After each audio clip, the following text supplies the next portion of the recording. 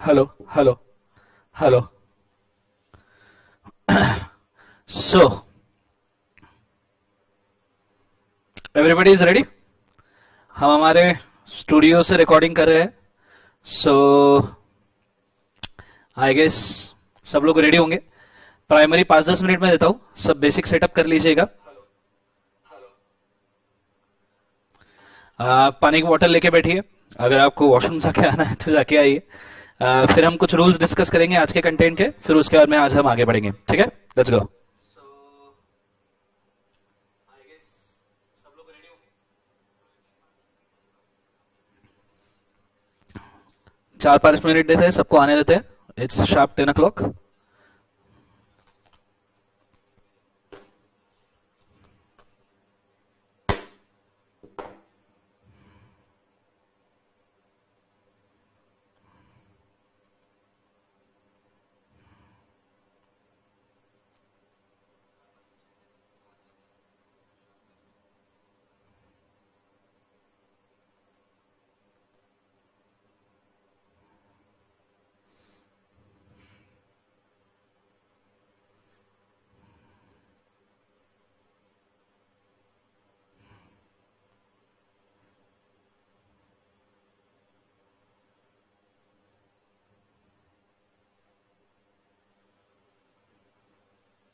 अगर सब लोग आ चुके हैं नियरली तो लाइक कीजिए वीडियो को, तो मुझे समझ में आएगा. फिलहाल मैंने लाइव चैट बंद करके रखा है इस सेशन के लिए, so that we can start with the session. अगले सेशन से हम लाइव चैट ऑन रखेंगे, तो आप इस सेशन के क्वेरीज भी अगले सेशन में पूछ सकते हो, क्योंकि पहले मुझे कुछ रूल्स बताने पड़ेंगे, फिर उसके बाद में हम लाइव चैट ऑन कर सकते हैं. ठीक है.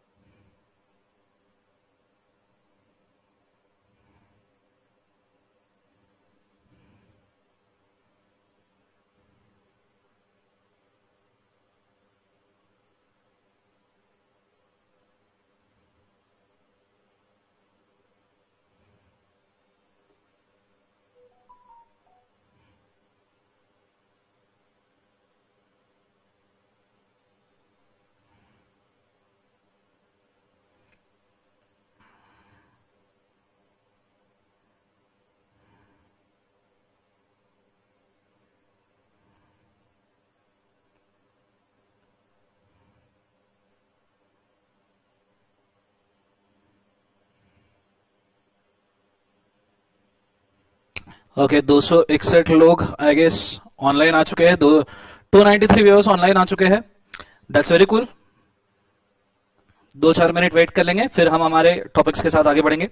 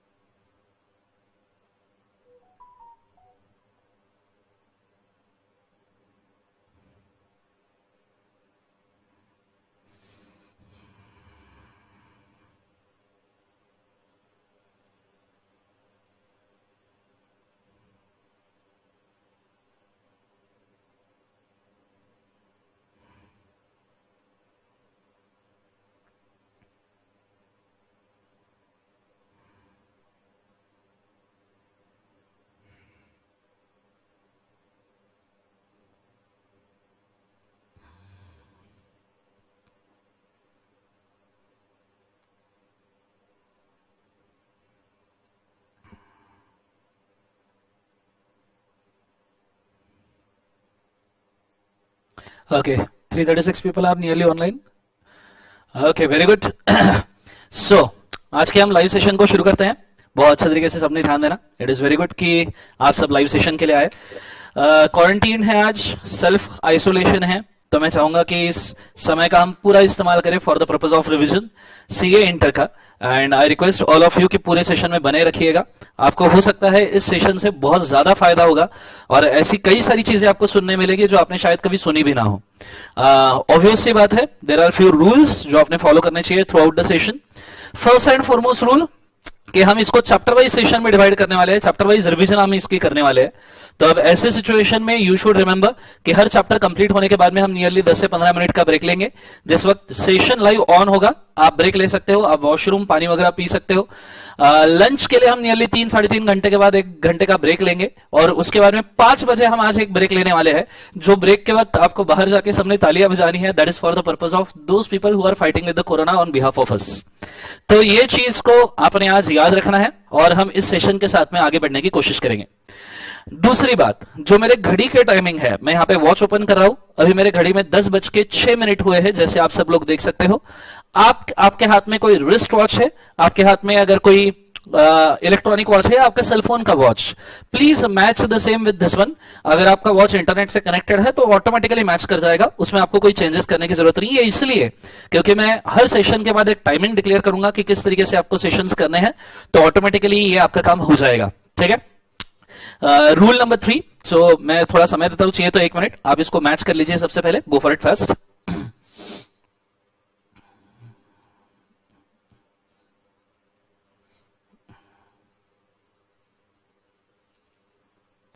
Okay, very good. तीसरी बात, हम इसके ऊपर जाते हैं. अभी तो इस वीडियो के अंदर फर्स्ट वाले सेशन में मैंने लाइव चैट ऑफ रखा है. इसके पीछे रीजन है कि हमें एज गुड एज कम समय में ज्यादा रिवीजन करना है. तो सब लोग मेरी पॉइंट को समझ रहे होंगे कि कम से कम समय में हमें ज्यादा रिवीजन करना है.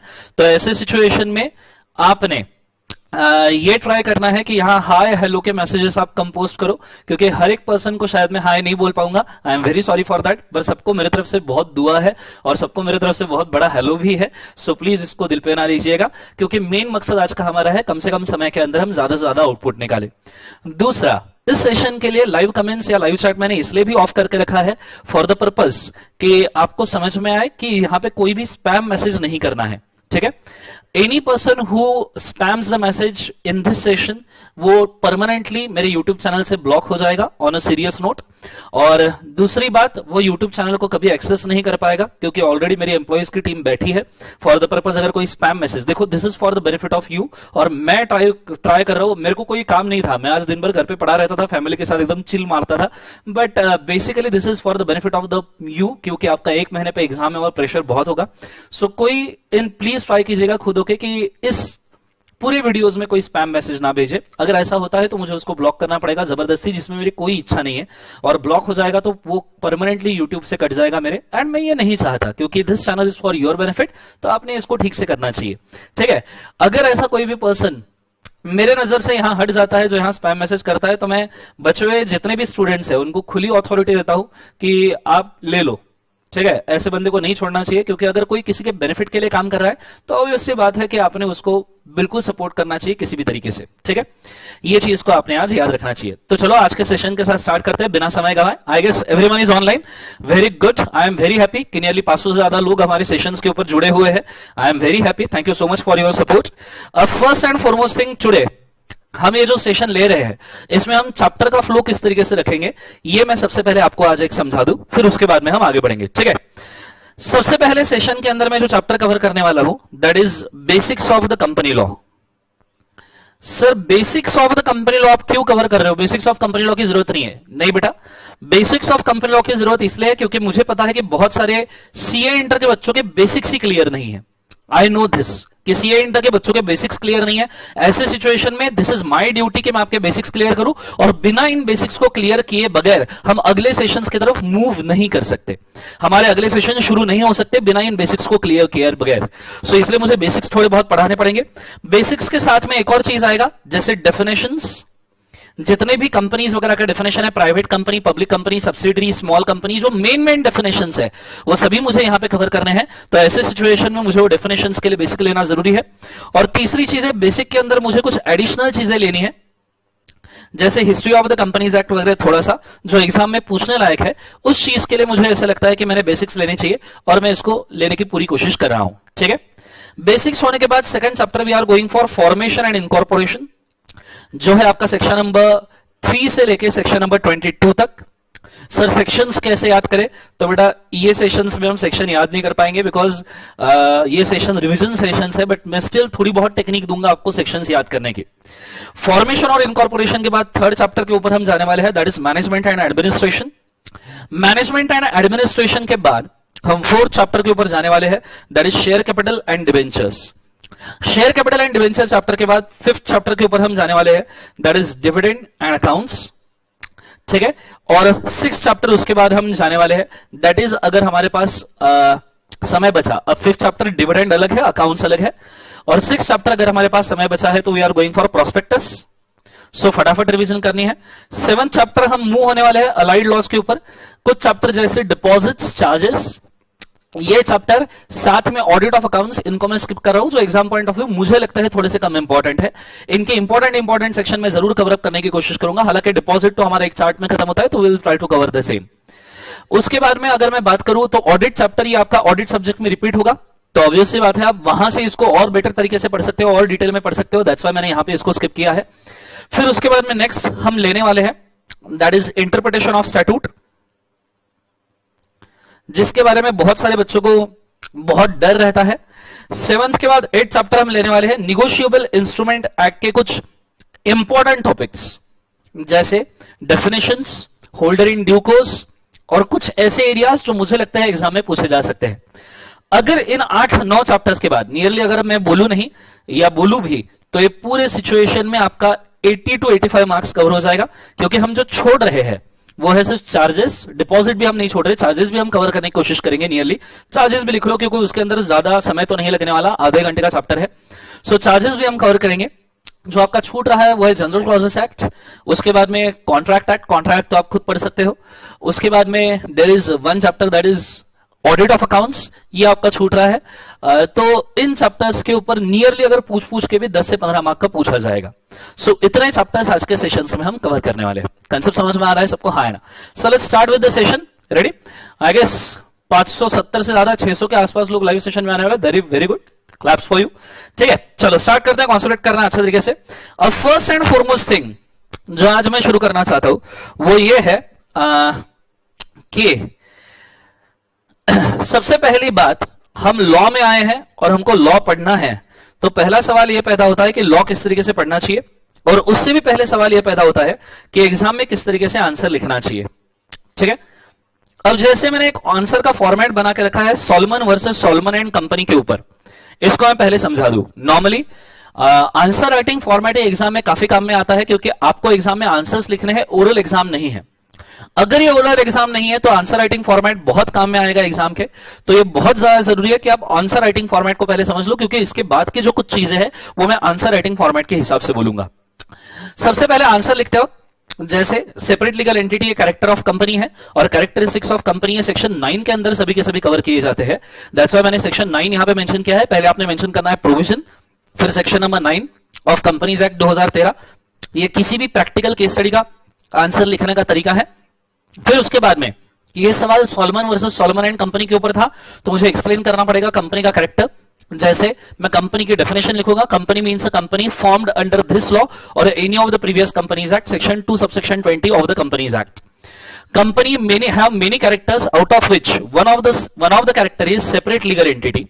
Separate legal entity means a company have its own identity and will considered as a separate person from the contracts. Company is different from its members and it can contract with them on other measures such as debenture holders, creditors, employees, etc. अब ये मैंने सिर्फ provision लिखा, ठीक है, this is for the separate legal entity. फिलहाल आप सिर्फ फॉर्मेट की तरफ ध्यान दीजिए, कौन से क्वेश्चन का आंसर है आप इसके ऊपर ध्यान मत दीजिए। फिर मैं क्वेश्चन के एक्सप्लेनेशन के अंदर डिस्कस करूंगा कि जो मुझे केस स्टडी दिया है उसके साथ मुझे क्या करना है, केस स्टडी जो दिया है उसके साथ मुझे क्या करना है। तो यहां पे मैंने केस स्टडी डिस्कस किया था, क्लास में मैंने केस स्टडी लिया था मिस्टर बेवड़ा के नाम से। तो केस स्टडी मैंने यहां पे डिस्कस किया है कि भाई किस तरीके से केसेस को वर्कआउट किया जाएगा। फिर मैंने केस लॉ हेडिंग के अंदर सॉलोमन वर्सेस सॉलोमन ये वर्डिंग लिखा हुआ है, जिसके अंदर आपने सॉलोमन वर्सेस सॉलोमन केस का डिसीजन एक लाइन में लिखना है, जैसे company is a different person from its members and have separate contractual relation with the members. ये एक सिंपल लाइन में मैंने डिसीजन लिखा जो जरूरी है। फिर उसके बाद में आंसर में हमने कैलकुलेशन दिया, या जो भी मुझे फॉर्मेटेड आंसर चाहिए वो मैंने स्पेसिफिकली फाइनल आंसर दे दिया है। एंड में हम सजेशन मेंशन करते हैं अगर हमें कोई एडिशनल केस लॉस वगैरह पसंद है या पता है तो। ये हमारा आंसर राइटिंग का फॉर्मेट है। सिंपली आप इन चीजों को अभी के अभी नोट करके रखिए। फर्स्ट चीज, केस लॉ के आंसर लिखते वक्त आपने जो मेंशन करनी चाहिए दैट इज प्रोविजन। प्रोविजन को हमने अंडरलाइन करना चाहिए और कोलन करना चाहिए। उसके बाद में आप केस स्टडी जहां डिस्कस करोगे उस चीज को हम मेंशन करते हैं एक्सप्लेनेशन। मेरे रेगुलर बैच में हम इस फॉर्मेट के अंदर नियरली क्लास के अंदर 150 से ज्यादा सवाल सॉल्व कर लेते हैं। तो आपने ट्राई करना कि आप कम से कम 10 से 15 सवाल तो इसके अंदर सॉल्व ही करो। उसके बाद में केस लॉ, अगर आपको कोई पता होगा तो केस लॉ के अंदर पिटिशनर वर्सेस डिफेंडेंट, ठीक है, बस पिटिशनर वर्सेस डिफेंडेंट का मुझे नाम चाहिए और एक लाइन में मुझे डिसीजन चाहिए केस लॉ के अंदर। फिर उसके बाद में आंसर। सर जब हम एक्सप्लेनेशन लिखते हैं तो आंसर की क्या जरूरत है, तो इसके पीछे रीजन है बेटा। एक्सप्लेनेशन अगर आप लिख रहे हो तो आंसर की क्या जरूरत है। कॉस्टिंग के पेपर में आप पूरा का पूरा वर्किंग नोट बनाते हो, इसका मतलब क्या आप आंसर कंक्लूड नहीं करते। ये कंक्लूजन है। उन्होंने अगर पूछा है what is your opinion as a chartered accountant, तो यहां आपको ओपिनियन लिखना है। उन्होंने जो डायरेक्ट सवाल पूछा है उसका आंसर हमें यहां पे लिखना है। आगे जाके हम एक दो सवाल आज देखेंगे जिसके अंदर मैं आपको इसी फॉर्मेट के अंदर बताऊंगा कि कौन सी चीज कहां लिखनी चाहिए, तब आपको और पता चलेगा। फिलहाल हम फॉर्मेट नोट कर लो। और एंड में है सजेशन। सजेशन में आप क्या लिख सकते हो, तो सजेशन में आपको एक्स्ट्रा कोई केस लॉ पता है तो आप वो लिख सकते हो। दूसरी चीज सजेशन में आप क्या लिख सकते हो, तो सजेशन में सेकंड चीज जो आप लिख सकते हो दैट इज ई फॉर्म्स। हम हमारे क्लास के अंदर पूरे ई फॉर्म्स याद कर लेते हैं, आई गेस आपको भी याद होंगे। आज के रिवीजन सेशन में मैं कुछ ई फॉर्म्स कवर करूंगा तो आपको पता होनी चाहिए। तीसरा, अगर आपको कोई पेनल्टीज पता होगी, सर पेनल्टीज सर वो तो हमें जिंदगी में याद नहीं रहती, हमने ट्राई ही नहीं किया। पेनल्टीज ऑब्वियसली जिंदगी में याद नहीं रहेगा। मैं आपको एक छोटा सा टिप देना चाहूंगा, आप सेक्शन से पेनल्टीज याद करने की कोशिश कर रहे हो, सेक्शन से पेनल्टीज याद करने की कोशिश कर रहे हो, इसको थोड़ा रिवर्स करो। आप क्या करो, पेनल्टीज के ब्रैकेट बना लो, जैसे 0 से 50,000, 50,000 से 1 लाख, 1 लाख से 2 लाख, 2 लाख से 3 लाख, या 1 लाख से 3 लाख, या 2 लाख से 5 लाख, ऐसे ब्रैकेट्स बना लो। और इन ब्रैकेट्स के ऊपर जितने सेक्शंस में वो पेनल्टी फंसती है, उस अमाउंट की नियरेस्ट पेनल्टी फंसती है, वो सभी सेक्शन आप ऐसे नोट करके रखो, तो आपका एक रिवर्स चार्ट बन जाएगा पेनल्टी का। रिवर्स चार्ट पेनल्टी का बन जाएगा तो ये आपके लिए बहुत बेनिफिशियल रहेगा। सिंपली आपको उल्टा चार्ट बनाने की वजह से इस पेनल्टी में कितने सेक्शंस आते हैं ये आपको थोड़ा बहुत याद रहेगा, थोड़ा बहुत क्या ज्यादा से ज्यादा याद रहेगा, और आप पेनल्टी भी अच्छे से कोट कर पाओगे। तो हम सजेशन में एक्स्ट्रा केस लॉ, ई फॉर्म्स और पेनल्टीज वगैरह कोट करते हैं जो रिलेवेंट है, पर बहुत सारे बच्चे भूल जाते हैं इसको लिखना। सो ऑब्वियस सी बात है, we need to quote this one. ये चीज को हमको समझना बहुत अच्छे तरीके से जरूरी है। So this is what we require for the purpose of the law. ये दो चीजें एकदम बेसिक्स की आपने याद रखना कि भाई आंसर राइटिंग फॉर्मेट और पेनल्टी का रिवर्स चार्ट किस तरीके से बनाते हैं, ये आप आपके बिहाफ पे कर सकते हो। क्लियर है कंसेप्ट सबको? हाँ है ना? किसी को अगर आंसर राइटिंग फॉर्मेट लिखना है तो पहले एक बार लिख के रखो। I will just wait for you for 1 minute. Go for it fast.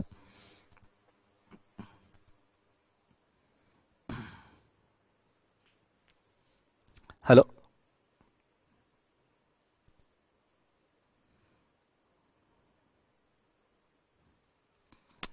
बहुत बढ़िया बात है कि 600 से ज्यादा लोग सेशन के ऊपर जुड़े हैं। आई am very happy because this is the first time कि मैं इतने बड़े लेवल पे लाइव सेशन कंडक्ट कर रहा हूं। उसमें भी 2 लोगों ने डिसलाइक किया है, I don't know why. Anyways, हर एक का ओपिनियन होता है।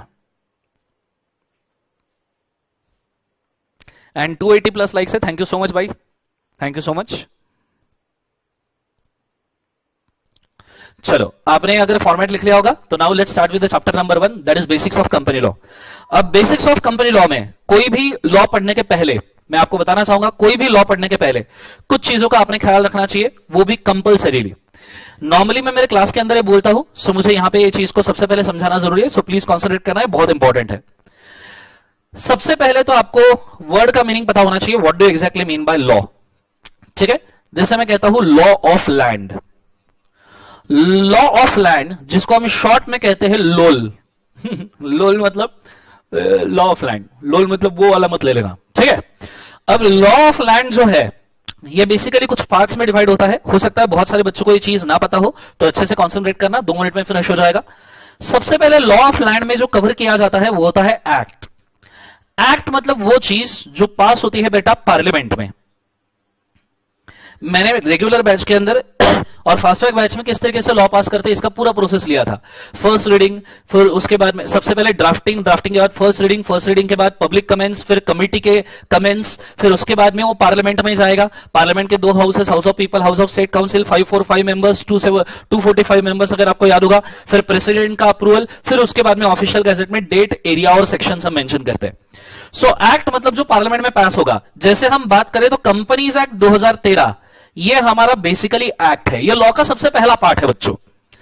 एक्ट के बाद में दूसरी चीज जो बहुत काम की होती है उसे हम कहते हैं ऑर्डिनेंस।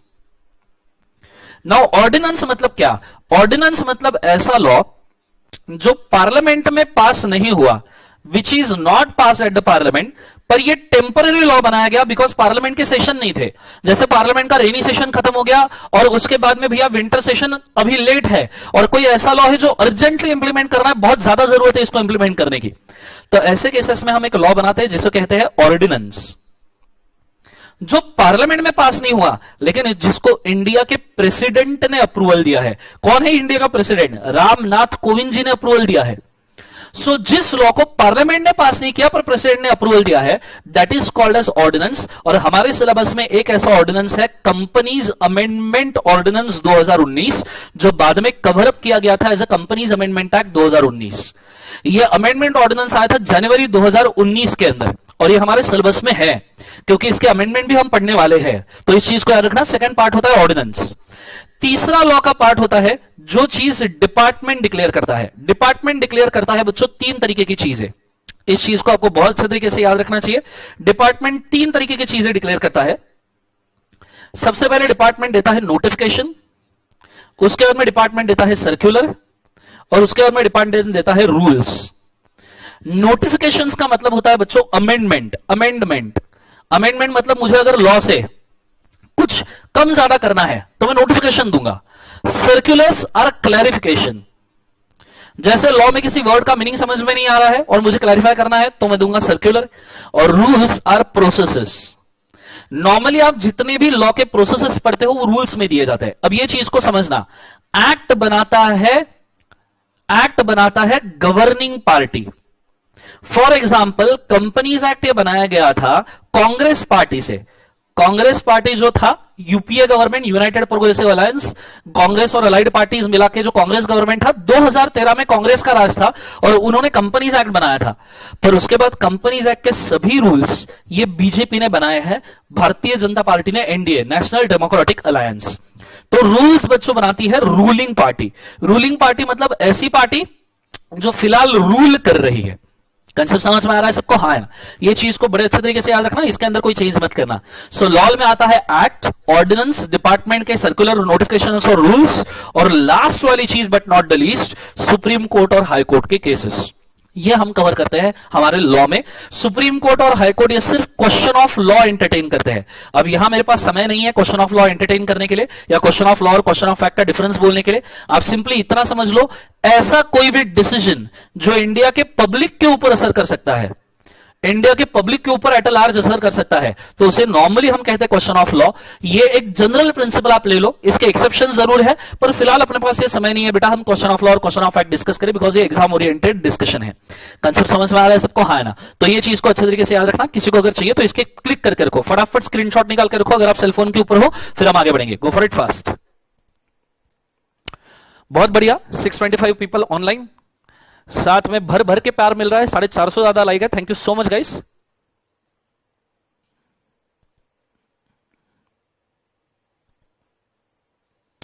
ओके, क्लिक कर लिया सबने, स्क्रीनशॉट निकाल लिया, ये आपके बड़े काम में आएगा। चलो, ये हो गया लॉ ऑफ लैंड, लोल। ये होने के बाद में दूसरी चीज, किसी भी लॉ को शुरू करने के पहले किसी भी लॉ को शुरू करने के पहले चार चीजें आपके हाथ में रेडी होनी चाहिए उस लॉ को शुरू करने के पहले, और ये बहुत इंपॉर्टेंट है। मतलब ये सीए फाइनल के बच्चों को भी मैं बोलता हूं, सीए फाइनल के बच्चों को भी ये चीज नहीं पता होती कि भैया ये क्या बोल रहे हैं दर्शन सर। तो ये चीज को बड़े अच्छे तरीके से याद रखना, बड़ी काम की चीज है। किसी भी लॉ को शुरू करने के पहले सबसे पहले आपको उस लॉ का पता होना चाहिए हिस्ट्री। अब हिस्ट्री तो हम इस सेशन में कवर अप नहीं कर पाएंगे, कुछ बेसिक डिफरेंस में old companies act new companies act का कवर करूंगा, जो एग्जाम पॉइंट ऑफ व्यू बड़ा इंपॉर्टेंट है, जो हमारे यहां पे काम में आएगा। तो हिस्ट्री कवर नहीं करेंगे पर डिफरेंस कवर करेंगे। हिस्ट्री के बारे में दूसरी चीज आपने उस लॉ के बारे में पढ़नी चाहिए, that is preamble. Now what is preamble? Preamble का बेसिक मतलब होता है कि लॉ किसको अप्लीकेबल है, कहां तक अप्लीकेबल है, कौन से डेट से अप्लीकेबल है, वो भी हम यहां पे नहीं कवर करेंगे, जैसे सबको पता है। मतलब कवर ही कर लेंगे, कवर क्या नहीं करेंगे, 2 मिनट की बात है। लॉ का नाम है कंपनीज एक्ट 2013, साथ में अप्लीकेबल है through out the India including the state of Jammu and Kashmir now, क्योंकि अभी तो पता है आपको बीजेपी मित्रों, अभी जम्मू एंड कश्मीर हमारे देश का अविभाज्य घटक है ना। तो अब ऐसे सिचुएशन में हमें जम्मू एंड कश्मीर को भी लॉ अप्लीकेबल करना है, और ये अप्लीकेबल होना शुरू हुआ था कंपनीज एक्ट 12 सितंबर 2013 से। तो ये प्रीएम्बल है हमारा 12 सितंबर 2013 से entire India including state and Jammu and Kashmir, और साथ साथ में इस एक्ट का नाम है दैट इज कंपनीज एक्ट 2013, जो अमेंड हुआ है 2015 में, जो अमेंड हुआ है 2017 में, जो अमेंड हुआ है 2019 में। क्लियर है कंसेप्ट? हर ऑड ईयर में अमेंड करे। अभी 2021 आने वाला है, उसके पहले सब जन चुपचाप पास हो जाना, ठीक है, और मेरी दुआ है कि सब जन पास हो जाएंगे। प्रीएम्बल के बारे में तीसरी चीज जो लॉ के अंदर आपने पढ़नी चाहिए लॉ पढ़ने के पहले, दैट इज ऑथोरिटी स्ट्रक्चर। ये मेरे लिए बहुत शौक की बात होती है, बहुत शौक, मतलब it is very shocking thing, शौक नहीं शौक, it is very shocking thing for me कि बच्चे पूरा का पूरा कंपनीज एक्ट पढ़ लेते बिना ऑथोरिटी स्ट्रक्चर को जाने। आप खुद से एक सवाल पूछिए, अगर आपने मेरा क्लास नहीं किया होगा या किया भी होगा तो उन्होंने भी सवाल पूछिए कि what is the authority structure under companies act. बच्चे आरओसी पढ़ लेते, रीजनल डायरेक्टर पढ़ लेते, एनसीएलटी पढ़ लेते, पता ही नहीं रहता है किसका पार्ट है। समझ में आ रहा है? तो हम सबसे पहले आज पहले ऑथोरिटी स्ट्रक्चर देखेंगे। तो आज हम ऑथोरिटी स्ट्रक्चर यहां पे कवर करने वाले, because this is very important, क्योंकि आगे हमको इसका काम आने वाला है। और चौथी चीज आपने पढ़ना चाहिए बच्चों, chapter structure. Chapter structure concept समझ में आ रहा है सबको? हाँ ना। ये चीज को आपने बड़े अच्छे तरीके से याद रखना है कि किस तरीके से ऑथोरिटी स्ट्रक्चर और चैप्टर स्ट्रक्चर हमको देखना है, ठीक है। सो अब मैं स्टार्ट करता हूं ऑथोरिटी स्ट्रक्चर से, बहुत अच्छे तरीके से ध्यान देना। अब ऑथोरिटी स्ट्रक्चर में हमारी ऑथोरिटी जो मेन है वो है ministry of corporate affairs. Central government के अगर आप बोलो तो 35 डिपार्टमेंट्स है, जिन डिपार्टमेंट में से एक डिपार्टमेंट है मिनिस्ट्री ऑफ कॉर्पोरेट अफेयर्स, जिसके चेयरमैन है दीदी Sitharaman madam, ministry of finance के हेड, ये सुनो। सो दीदी जो है निर्मला सीतारामन जी, ये हमारे मिनिस्ट्री ऑफ कॉर्पोरेट अफेयर्स के चेयरमैन है। फिर मिनिस्ट्री ऑफ कॉर्पोरेट अफेयर्स खुद को डिवाइड करता है 2 पार्ट में, कंपनीज एक्ट के लिए स्पेसिफिकली, जिसमें पहला पार्ट आता है एडमिनिस्ट्रेशन, कंपनीज एक्ट को चलाना, और दूसरा है जुडिशियल। जुडिशियल का मतलब होता है कंपनीज एक्ट के केसेस को एंटर करना, झगड़ों को एंटरटेन करना। कल सब समझ में आ रहा है सबको? हाँ है ना। सो पहला है एडमिनिस्ट्रेशन, चलाना, और दूसरा है जुडिशियल, झगड़ों को एंटरटेन करना। एडमिनिस्ट्रेशन अथॉरिटीज में 2 होते हैं, एक होता है एक्टिव कंपनी के लिए और दूसरा होता है बच्चों डॉर्मेंट कंपनीज के लिए, या फिर ऐसी कंपनी जो लिक्विडेशन में है। एक्टिव कंपनीज के लिए मेन अथॉरिटी होता है रीजनल डायरेक्टर।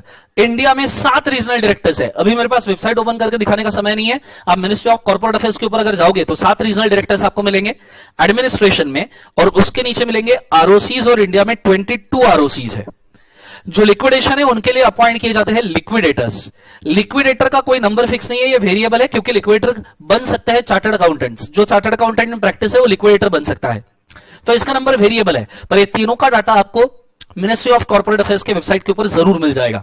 ये चीज को आपने बड़े अच्छे तरीके से याद रखना है। Now these are administration authority. What do you mean administration authority? Administration authority मतलब वो लोग जो कंपनीज एक्ट को चलाते हैं, जो कंपनीज एक्ट को क्या करते हैं? चलाते हैं, बताते हैं कंपनीज एक्ट किस तरीके से चलना चाहिए, उन्हें हम कहते हैं एडमिनिस्ट्रेटिव अथॉरिटी। जैसे आरओसी आपको बोलता है, रीजनल डायरेक्टर आपको बोलता है, तो एडमिनिस्ट्रेटिव अथॉरिटी हुए। What is judicial authority? तो जुडिशियल अथॉरिटी को आप 2 पार्ट में फर्दर डिवाइड कर लो।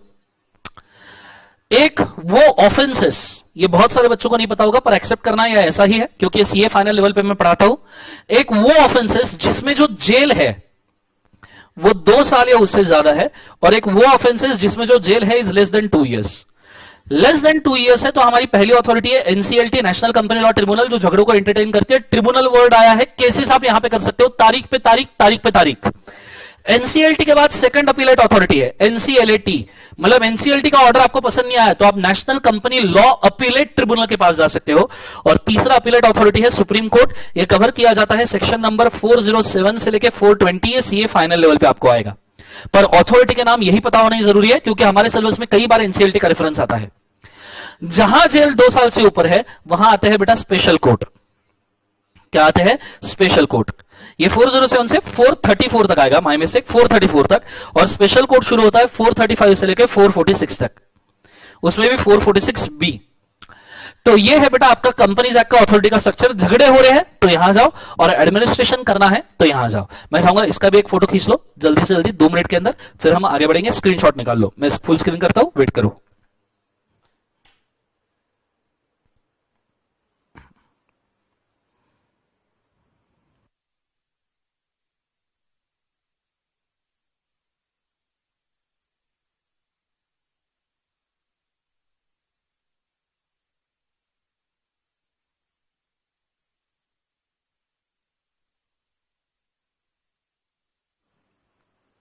Done everybody, very good.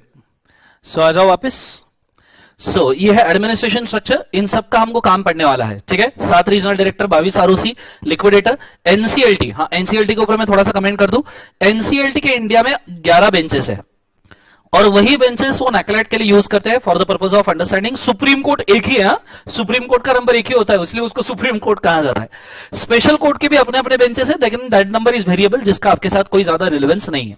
तो ये चीज को आपने याद रखना जरूरी है। ये हो चुका आपका अथॉरिटी स्ट्रक्चर। तीसरी चीज मैंने लॉ पढ़ने के पहले कंप्लीट कर दी, दैट इज अथॉरिटी स्ट्रक्चर। और चौथा है चैप्टर स्ट्रक्चर। चैप्टर स्ट्रक्चर तो सभी को पता होगा, फिर भी एक बार मैं इसको बोल दूं सेक्शन की रेंज के साथ, सो याद करना थोड़ा सा आसान हो जाएगा। सबसे पहला चैप्टर है आपका बेसिक्स, और बेसिक चैप्टर है सेक्शन नंबर 2 में, 1 एंड 2 में।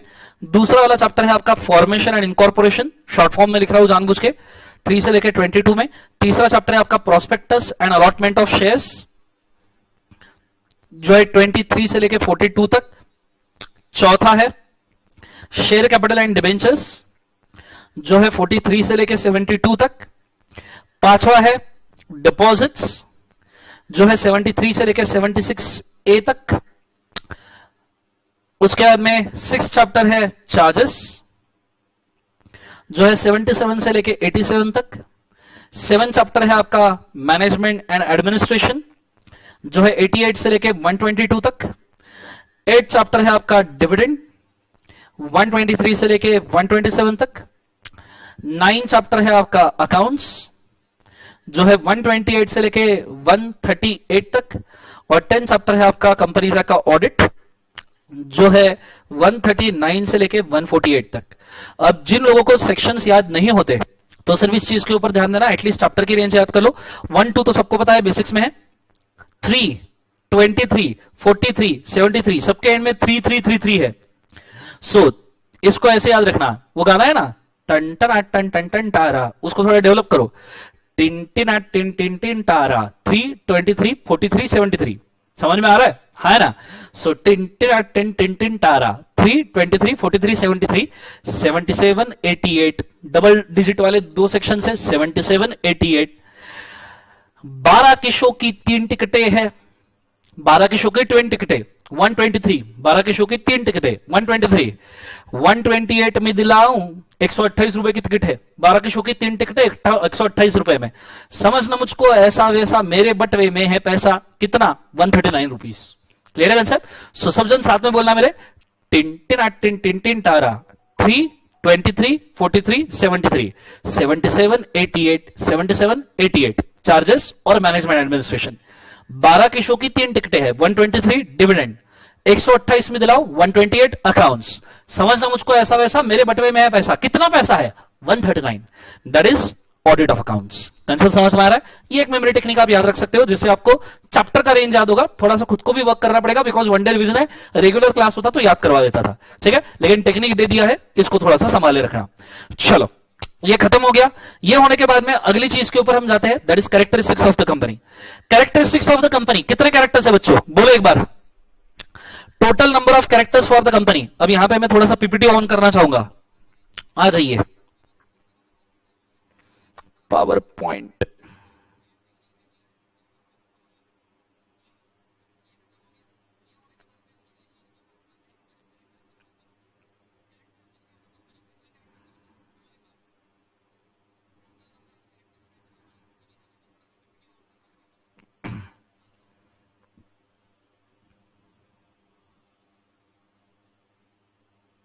चल let's go.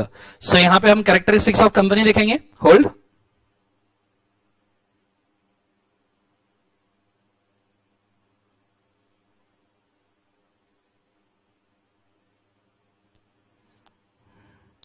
Let's go. So यहां हम कैरेक्टरिस्टिक्स ऑफ कंपनीज को देखेंगे, ठीक है। So characteristics of company 9 part में डिवाइडेड है, और 9 कौन कौन से पार्ट है। सबसे पहले incorporated association, artificial judicial person, separate legal entity, perpetual succession, limited liability, common seal, transfer of share, separation of ownership from management and separate property. Sir इसको किस तरीके से याद करना चाहिए, बड़े अच्छे तरीके से ध्यान देना, बहुत अच्छे से कॉन्सेंट्रेट करना, तो जाके समझ में आएगा। मेरे साथ साथ एक्शन करो। सबसे पहले इनकॉर्पोरेटेड एसोसिएशन, सब लोगों ने करना है, करो इनकॉर्पोरेटेड एसोसिएशन, शानदार। उसके बाद में आर्टिफिशियल जुडिशियल पर्सन, सब जन करो, क्या है आर्टिफिशियल जुड, मेरे को दिख रहे हैं सब जन, yellow T shirt pink top, सब लोग दिख रहे हैं यूट्यूब के ऊपर, अच्छे से करना। जिसने एक्शन नहीं किया उसका एक्स उसके वाई के साथ भाग जाएगा, याद रखना। So incorporated association, artificial judicial person, separate legal entity, लेके जाओ सेपरेट लीगल एंटिटी में राइट हैंड लेके जाओ, लंबा का लंबा, साइड में कोई होगा दो उसको फाइट बिशुम, ठीक है। So incorporated association, artificial judicial person, separate legal entity, जाने दो, बाय करो, परपेचुअल सक्सेशन, जा रहा है परपेचुअल सक्सेशन, लेके आओ लिमिटेड लाइबिलिटी, वापस से incorporated association, artificial judicial purpose, separate legal entity, perpetual succession, limited liability, common seal, common seal से याद है, एनीवेज आगे, common seal, transfer of shares, separation of ownership from management, separate property. Clear है concept सबको, हाँ है ना। सो एक बार सभी एक्शन, इनकॉर्पोरेटेड एसोसिएशन, बढ़िया, आर्टिफिशियल जुडिशियल पर्सन, बढ़िया, separate legal entity, perpetual succession, limited liability, common seal, transfer of shares, separation of ownership from management, separate property. Concept समझ में आ रहा है सबको, हाँ है ना। तो ये चीज को याद रखना, 9 के 9 कैरेक्टर्स याद हो जाएंगे। क्लियर है कंसेप्ट। अब इसमें इनकॉर्पोरेटेड एसोसिएशन मतलब ऐसा कंपनी जो बनी नहीं है, बनाई गई है। जैसे रिलायंस को धीरूभाई अंबानी ने बनाया, वैसे कंपनी बनाई गई है, इट इज आर्टिफिशियली इनकॉर्पोरेटेड। अब इनको डिस्कस करने के लिए हमारे पास इतना समय नहीं है। जैसे अगर मैं बोलूं जमशेद जी टाटा ने डिजाइन किया था अपना टाटा सन्स, इन्फोसिस नारायण मूर्ति ने डिजाइन किया था। अब ना ही धीरूभाई अंबानी, ना ही नारायण मूर्ति, ना ही जमशेद जी टाटा है, पर कंपनी तो चल रही है। सो इनकॉर्पोरेट हो चुकी है। दूसरा, आर्टिफिशियल जुडिशियल पर्सन मतलब नैसर्गिक नहीं, कृत्रिम है। जैसे आप रोबोट बनाते हो वैसे ही आप कंपनी बनाते हो। क्लियर है कंसेप्ट, इसको ऐसे ही याद रखना। थर्ड वाला, सेपरेट लीगल एंटिटी, कंपनी का अपना वजूद है, कंपनी का अपना अस्तित्व है, अलग से सेपरेट पूरा का पूरा पर्सन है बच्चों। ये चीज को आपने बड़े अच्छे तरीके से याद रखना। सेपरेट लीगल एंटिटी के ऊपर हमारे 2 केसेस है। सबसे पहले केस का नाम है Solomon versus Solomon. Solomon versus Solomon में क्या हुआ था, मैं स्ट्रेट अवे डिसीजन पे ऊपर जा रहा हूं क्योंकि हमारे पास समय नहीं है। सोलोमन ये कंपनी का 99% शेयर होल्डर था, और सोलोमन ने खुद का बिजनेस सेल किया था सोलोमन एंड कंपनी को। सोलोमन एंड कंपनी के 2 लाइबिलिटीज थे। एक, सोलोमन एंड कंपनी ने सोलोमन को शेयर्स तो इशू ही किए थे, साथ में सोलोमन को उन्होंने 10,000 पाउंड इशू किए थे। फैक्ट्स इधर उधर हो सकते हैं, उसकी तरफ ध्यान मत देना, कंसेप्ट की तरफ ध्यान देना। 10,000 पाउंड के डिबेंचर्स इशू किए थे सोलोमन को, और बैंक से लोन लिया था सोलोमन एंड कंपनी में 7,000 पाउंड का, 7,000 पाउंड का। अब ऐसे सिचुएशन में जब कंपनी की हालत खस्ता हुई, कंपनी की हालत बिगड़ गई, तो ऐसे सिचुएशन में बैंक ने एक क्लेम किया कि भाई सोलोमन ये कंपनी का 99% शेयर होल्डर है, तो आपने सोलोमन के डिबेंचर पे करने की कोई जरूरत नहीं है, जो भी पैसा है वो बैंक के रिपेमेंट में लगना चाहिए। और जहां तक केस का सवाल है, कंपनी के पास में सिर्फ पॉन्ड 6,000 बचे थे for distribution in between a bank as well as Salomon. अब यहां पे बैंक क्या बोल रहा है, पूरे 6,000 पाउंड बैंक को दिए जाए, लेकिन सोलोमन बोल रहा है भले ही मैं 99% शेयर होल्डर हूं, पर कंपनी सेपरेट, मैं सेपरेट। अब यहां डिसीजन ये उठाया गया कि सोलोमन को पैसा मिलना चाहिए नहीं मिलना चाहिए, तो बोला गया कि भैया सोलोमन और बैंक, ये दोनों को प्रोपोर्शनेट पैसा मिलेगा। किस तरीके से? तो सॉलोमन को 6000 पाउंड डिवाइड मल्टीप्लाइड बाय 10,000 जो इनके डिबेंचर्स है उसके, डिवाइडेड बाय सॉलोमन के 10,000 और 7,000 डिवाइडेड बाय 17। कंसेप्ट समझ में आ रहा है? इतना पैसा किसको जाएगा? सॉलोमन। बैंक को कितना जाएगा? 6000 pound multiplied by 7,000 pound divided by 17। इतना पैसा बैंक को जाएगा। ये प्रोपोर्शनेट है। कुछ केसेस में इसके फैक्ट्स डिफर कर सकते हैं। बात सिर्फ इतनी है कि सॉलोमन को पैसा मिलेगा। क्लियर है कंसेप्ट? इतना आप कंसेप्ट लेके चलो। हो सकता है आपके टीचर ने आपके बुक में कुछ और पढ़ाया होगा, लेकिन उससे अपना कोई भी टेंशन की बात नहीं है। लेकिन हमको यह समझ में आना है कि सॉलोमन को पैसा मिलेगा, क्योंकि सॉलोमन अलग, कंपनी अलग। ये पहला केस है। दूसरा केस इसके अंदर जो बड़ा काम का था, that is Lee versus Lee air farming. Lee versus Lee air farming, ये बड़ा काम का केस है। थोड़ा डिटेल में लेना चाहूंगा। ये ली एयर फार्मिंग लिमिटेड का ओनर भी था, ये डायरेक्टर भी था, और एम्प्लॉय और चीफ पायलट भी था। And as a employ chief pilot, Lee का कंपनी के साथ में कॉन्ट्रैक्ट था, जिस कॉन्ट्रैक्ट में यह बोला था कि ली को अगर जिंदगी में कभी कोई डैमेज हो जाएगा, क्या हो जाएगा बोले एक बार? डैमेज, तो कंपनी ली को कंपेंसेशन देगा। क्या देगा बोले एक बार? उसे कंपेंसेशन। और ये कंपनी ली को कंपेंसेशन देने का पूरा बाकायदा एग्रीमेंट था। एक दिन खुले आसमान में ली खुद का हेलीकॉप्टर नहीं, एरोप्लेन जो भी है वो लेके निकल गया, और फिर जब वो प्लेन उड़ा रहा था, सामने से एक पंछी आया, दोनों में प्यार हो गया और दोनों एक दूसरे से भिड़ गए। प्यार होने के बाद लोग भिड़ते हैं ना, हाँ है ना? सो दोनों भिड़ गए और ली मर गया। ली मरने के बाद ली की विंडो, आपने क्या सुना? मैंने विडो बोला, आपने विंडो नहीं, विडो। सो ली की जो विडो है उसने कंपनी से क्लेम किया कंपेंसेशन कि भैया हमें कंपेंसेशन चाहिए एज पर एग्रीमेंट। क्रेडिटर्स ने पिटीशन डाला कि ली अलग और कंपनी अलग, ऐसा नहीं है। ली ही कंपनी का 99% शेयर होल्डर है, वही डायरेक्टर है, वही करता धरता सवरता है, वही अत्र तत्र सर्वत्र। अब ऐसे सिचुएशन में विंडो को कोई कंपेंसेशन नहीं देना चाहिए, ऐसा क्रेडिटर्स ने और अदर शेयर होल्डर ने बोला। पर कंपनी अलग, ली अलग, इसलिए ली के विडो को यहां पे कंपेंसेशन दिया जाएगा। ये चीज को आपको याद रखना जरूरी है। This is a case of Lee versus Lee air farming. ये दो केसेस सेपरेट लीगल एंटिटी में बहुत फेमस है। आपने अगर ये नहीं पढ़े होंगे कोई दिक्कत नहीं, इसको पढ़ना जरूरी है, एग्जाम में पूछा जा सकता है। चौथा कैरेक्टर के ऊपर जा रहा हूं, परपेचुअल सक्सेशन। कंपनी युगों युगों तक, जन्मों जन्मों तक चलती जाएगी। चलती जाएगी मतलब चलती जाएगी, इसमें कोई ब्रेक नहीं है। कंपनी चलती जाएगी, जैसे रोड चल रहा है वैसे कंपनी चलती जाएगी। डायरेक्टर आएंगे जाएंगे, स्ट्रीट लाइट्स डायरेक्टर है, ये स्ट्रीट लाइट मेंबर है, मेंबर आएंगे जाएंगे, कंपनी का रोड चलते रहना चाहिए। ये सबसे पहले जरूरी बात है कंपनी के सिचुएशन में, परपेचुअल सक्सेशन। क्लियर है कंसेप्ट? ये होने के बाद में अगली चीज लिमिटेड लाइबिलिटी। पार्टनरशिप फर्म और कंपनी में यही डिफरेंस रहता है कि लाइबिलिटी लिमिटेड होती है। बहुत सारे बच्चों को लिमिटेड लाइबिलिटी का कंसेप्ट समझ में नहीं आता। इसको मैं 1 सेकंड के अंदर एक्सप्लेन करना चाहूंगा। जस्ट अ मिनट, मैं थोड़ा टेबल को लॉक कर दूं, यहां पे ये काफी घूम रहा है। कितने गया? Hold.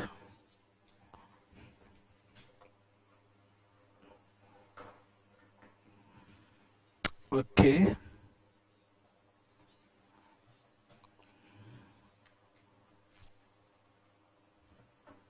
Okay, very good. So अब लिमिटेड लाइबिलिटी का कंसेप्ट क्या होता है? देखो, पार्टनरशिप फर्म और कंपनी में बेटा सबसे पहला डिफरेंस यही होता है। मतलब अगर आप बोलो पार्टनरशिप फर्म वर्सेस एलएलपी और कंपनी, तो पार्टनरशिप फर्म में अगर आपकी असेट्स, मैं थोड़ा सा इसको प्रॉपर फॉर्मेट में लिखना चाहूंगा। पार्टनरशिप फर्म में अगर आपकी असेट्स 60 करोड़ की है, एलएलपी कंपनी में भी आपकी एसेट 60 करोड़ की है। जानबूझ के एग्जांपल सेम ले रहा हूं, सो कंपैरिजन हो पाए। और लाइबिलिटी ये अगर आपकी 100 करोड़ की है, कंपनी में भी 100 करोड़ की है, तो एक बात याद रखना, जो 40 करोड़ का डेट बचा है, पार्टनरशिप फर्म में 40 करोड़ क्रेडिटर आपकी हालत में हाथ डाल के वसूल करेंगे। मतलब ये 40 करोड़ के लिए आपका पर्सनल एसेट, आपका घर, आपका टीवी, फ्रिज, वॉशिंग मशीन, सोने की थाली, चांदी का चम्मच, बीवी के गहने, बच्चे के डायपर्स, ये सब दाव पे लग जाएगा। फिलहाल आपके बच्चे नहीं है, आई नो, पर होंगे जरूर, पर ये दाव पे नहीं लगने चाहिए। ये चीज को याद रखना। सो बेसिकली देखा जाए तो ये 40 करोड़ के लिए आपके पर्सनल एसेट दाव पे लग जाएंगे, लेकिन कंपनी के 40 करोड़ के लिए पर्सनल एसेट दाव पे नहीं लगते। मतलब कंपनी में अगर आपने जितना आपने बोला कि मैं कंपनी के अंदर भैया 1 करोड़ दूंगा, और आपने पूरा 1 करोड़ का शेयर कैपिटल सब्सक्राइब कर लिया है, 1 करोड़ कंपनी को पे कर दिया है, तो इसके बाद में कोई आपके घर को टीवी, फ्रिज, वॉशिंग मशीन, सोने की थाली, चांदी के चम्मच, बीवी के गहने, बच्चे के डायपर भले हुए नहीं है, पर उनको कोई छू नहीं सकता। कंसेप्ट समझ में आ रहा है सबको? हाँ है ना? ये चीज को याद रखना, ये डिफरेंस होता है लिमिटेड लाइबिलिटी का। लेकिन सर कंपनी तो अनलिमिटेड लाइबिलिटी वाली भी बनती है। बच्चों यहां पे हम सिर्फ कैरेक्टर एक्सप्लेन कर रहे हैं, तो there are always exception, unlimited liability की भी कंपनी बनती है, इसमें कोई दिक्कत नहीं, पर ये काफी रेयर है। मुझे खुद आप एक सवाल का जवाब देना, अगर आप लिमिटेड ऑप्शन अवेलेबल है और अनलिमिटेड ऑप्शन अवेलेबल है, आप कौन सा ऑप्ट करना चाहोगे? क्या आप आपके बच्चे के डायपर दाव पे लगाना चाहते हो? क्या बीवी के गहने दाव पे लगाना चाहते हो? फिलहाल है नहीं, पर दाव पे लगाना चाहते हो? कोई लगाना नहीं चाहता। तो ऐसे सिचुएशन में unlimited company is a kind of situation जो प्रैक्टिकली कोई यूज नहीं करता। यह होने के बाद में अगला वाला, अब लिमिटेड लाइबिलिटी के लिए केस हुआ था, ओरिजिनल क्लास में मैंने कवर किया था, कुछ बच्चों का क्वेरी आया था सर ये केस कवर नहीं हुआ, उनके लिए ठीक है। आई गेस 700 से ज्यादा लोग ऑनलाइन हैं, शानदार तूफान, thank you so much for your support बच्चों। आई एम वेरी हैप्पी कि आप आपके स्टडीज के बारे में सिलेबस आप बहुत और सीरियस हो, तो आज का आइसोलेशन हम बहुत अच्छे से यूज करके रहेंगे। खुद के लिए ताली बजा लो एक बार, जोरदार, शानदार, तूफान, जबरदस्त, जिंदाबाद, लेट्स गो। सो एक केस हुआ था लिमिटेड लाइबिलिटी के लिए, बहुत से तरीके से ध्यान देना, हालांकि लाइबिलिटी का नहीं है पर इसको समझना। एक एग्रीकल्चरल कंपनी थी, उस एग्रीकल्चरल कंपनी को इनकम आया। अब इनकम टैक्स में आपको पता है कि agriculture income exempt from tax. अब इस कंपनी ने यह एग्रीकल्चरल इनकम शेयर होल्डर्स को डिविडेंड के तौर पर डिस्ट्रीब्यूट किया। शेयर होल्डर को कौन से तौर पर डिस्ट्रीब्यूट किया? डिविडेंड। जब शेयर होल्डर को डिविडेंड के तौर पर डिस्ट्रीब्यूट किया तो गवर्नमेंट ने इस डिविडेंड के ऊपर लगाया डीडीटी। आई गेस अब तो डीडीटी नहीं है इसलिए केस काम का नहीं है, बट लॉजिक के लिए आपको ये याद रखना चाहिए, गवर्नमेंट ने लगाया डीडीटी। शेयर होल्डर बोले जब हम एग्रीकल्चरल इनकम ले रहे हैं तो डीडीटी टैक्सेशन की क्या जरूरत, because agricultural income exam from tax. तो शेयर होल्डर बोलते कोई टैक्स नहीं लगना चाहिए। डिपार्टमेंट ने क्या इंटरप्रिटेशन दिया? डिपार्टमेंट क्या कहता है, बड़े अच्छे से ध्यान देना, यह केस का नाम है Bacha F Guzdar versus commissioner of income tax. Clear है? बड़ा अच्छा केस है, Bacha F Guzdar versus CIT. तो डिपार्टमेंट ने क्या बोला? बोले कंपनी का इनकम कंपनी के लिए एग्रीकल्चरल है, तो हम बोले कंपनी के ऊपर कोई टैक्स नहीं लगा रहे, there is no tax on the company. तो कंपनी के लिए इनकम एग्रीकल्चर है ना, हम उनको थोड़ी ना टैक्स लगा रहे हैं। जैसे हम कंपनी को 30% टैक्स रेट लगाते हैं, वैसे हम आपकी एग्रीकल्चरल कंपनी को टैक्स नहीं लगा रहे।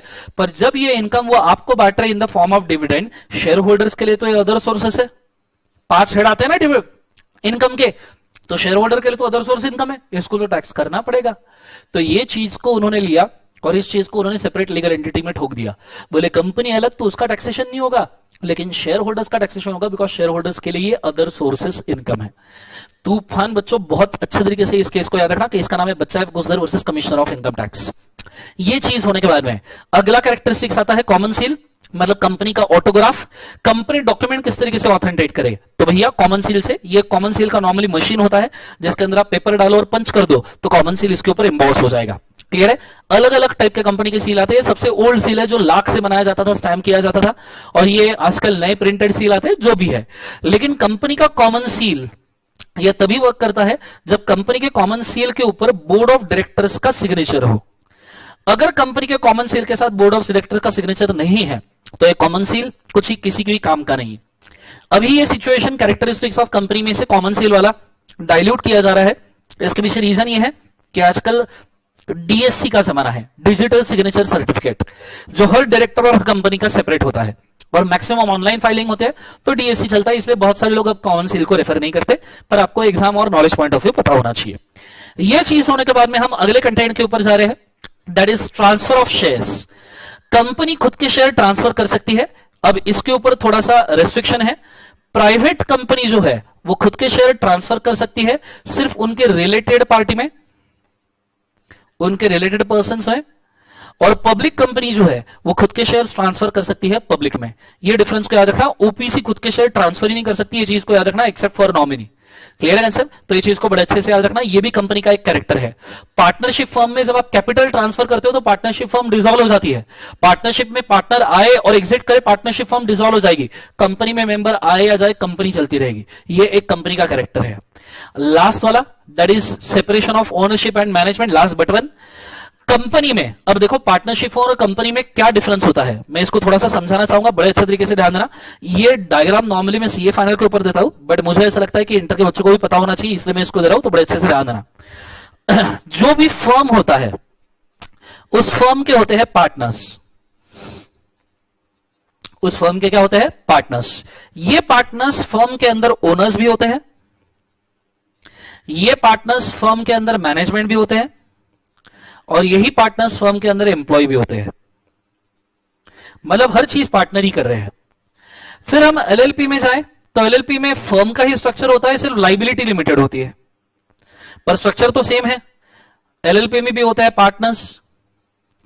पार्टनर्स को आप 3 पार्ट में डिवाइड करो। सबसे पहले होंगे ओनर्स, दूसरे होंगे मैनेजमेंट,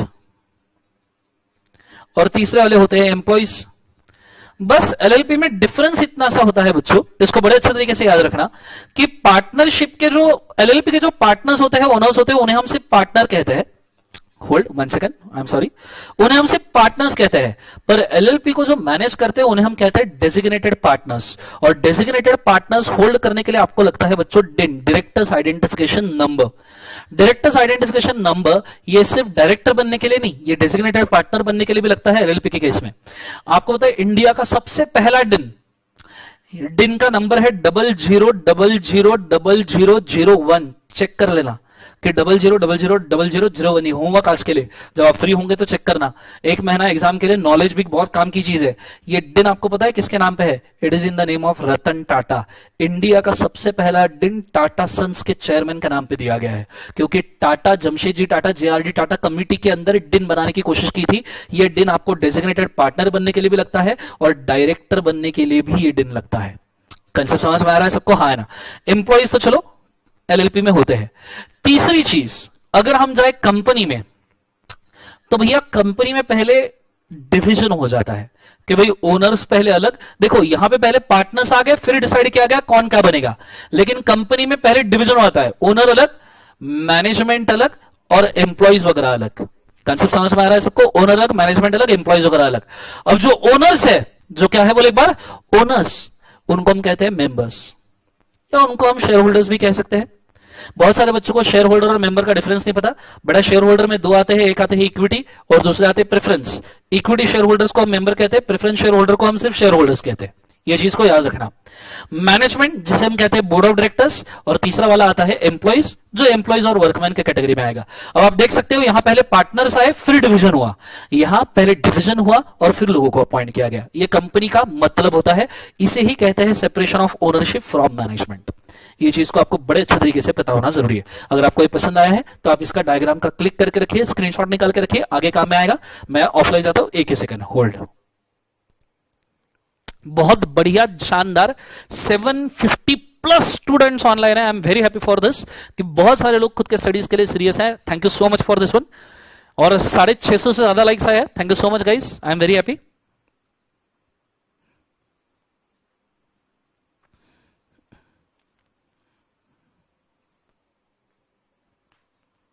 चलो बहुत बढ़िया, क्लिक कर लिया सबने।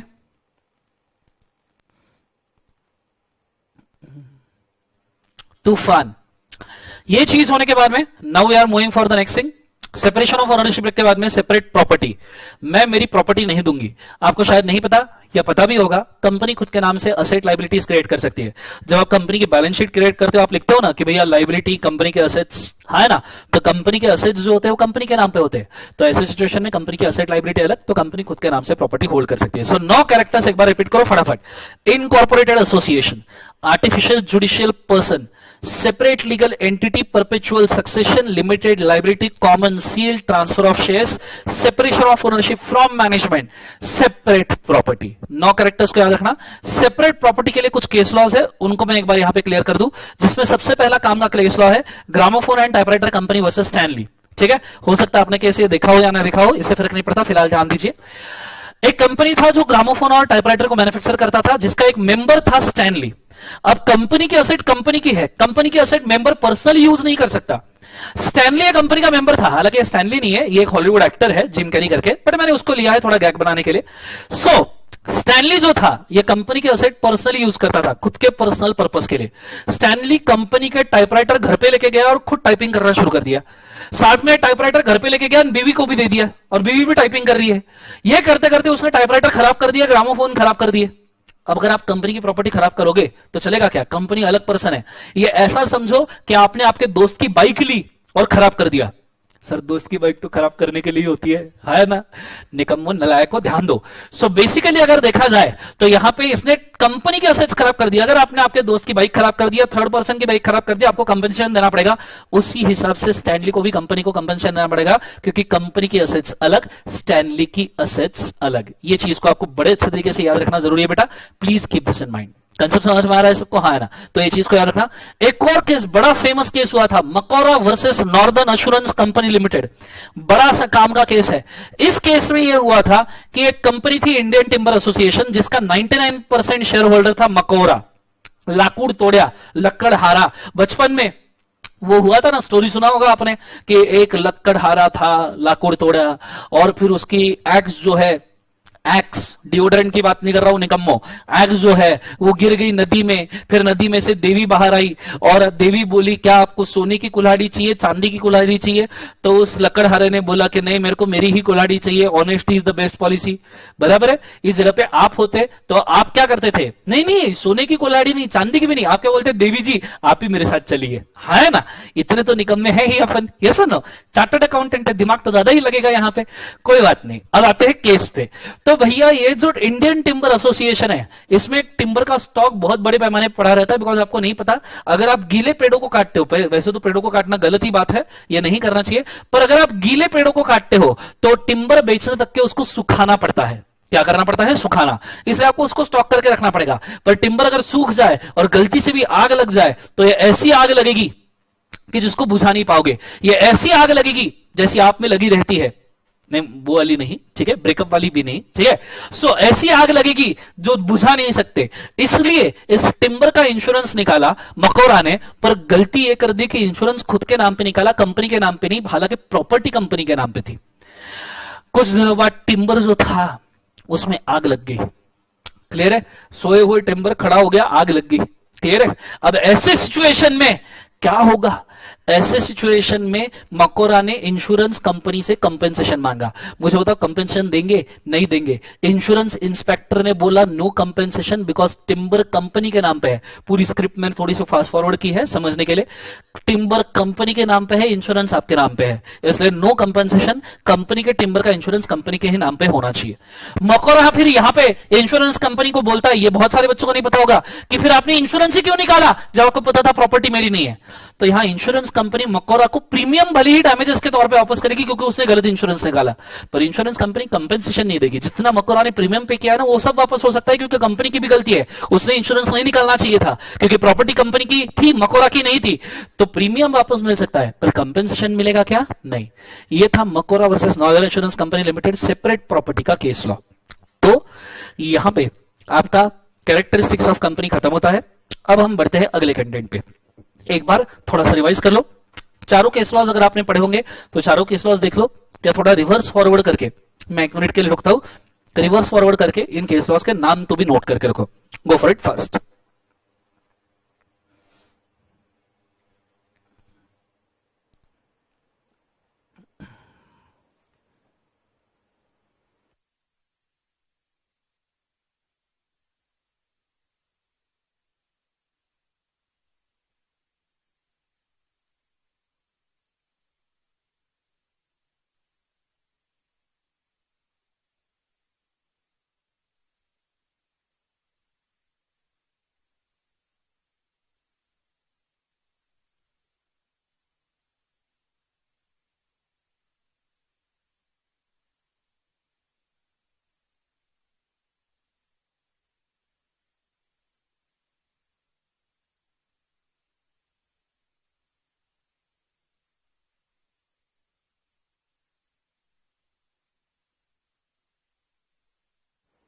बहुत बढ़िया गाइस, आ जाइए, लेट्स गो।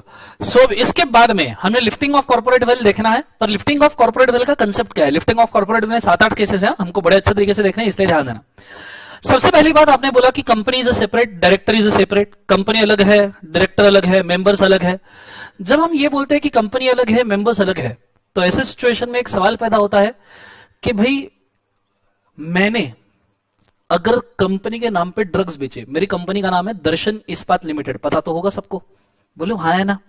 सो मेरी कंपनी का नाम है दर्शन इस्पात लिमिटेड, और दर्शन इस्पात लिमिटेड 2000 करोड़ का टर्नओवर, 200 करोड़ का नेट प्रॉफिट, 1 करोड़ का डिविडेंड, फॉर्च्यून 500 में 185th रैंक। और आप सब लोग जितने लोग अभी लाइव सेशन में हैं, टोटल आई गेस 740 के आसपास की पब्लिक, आप सब लोग अगर कंपनी के शेयर होल्डर्स हो और मैं आपके कंपनी का डायरेक्टर हूं, मिस्टर दर्शन, शीएश बेकाम, काम नहीं है मेरे को, तो जॉब भी नहीं है, क्लियर है। सो इस सिचुएशन में अगर मैं कंपनी का बेकाम हूं और आप अगर कंपनी के मेंबर्स और मैं अगर कंपनी का डायरेक्टर हूं, तो ऐसे सिचुएशन में मैंने कंपनी के नाम पे ड्रग्स बेचे, चलो कोकेन, अफीम, गांजा कॉकटेल करके बेचा, मिला के पूरे लोग नशे में चले गए, सस्ते नशे। अब ऐसे सिचुएशन में नार्कोटिक ड्रग्स वाले, नार्कोटिक्स डिपार्टमेंट वाले मेरे को पकड़ने आए, बोले दर्शन सर तुम ड्रग्स बेचते हो। मैंने बोला मैं ऐसी हरकत करूंगा? हाँ मैं नहीं करता, मैं कर ही नहीं सकता, मैं तो नॉर्मल इंसान हूं, मैं कर ही नहीं सकता। ड्रग्स का बिल किसके नाम पे है? कंपनी। तो हरकत किसने की? मैं नहीं। लो कंपनी को उठाओ, जेल में डालो, सेपरेट लीगल एंटिटी। वो बोले ऐसे नहीं हो सकता, तुम और कंपनी एक हो। मैंने बोला नहीं, characteristics of company separate legal entity में लिखा है, कंपनी अलग मैं अलग।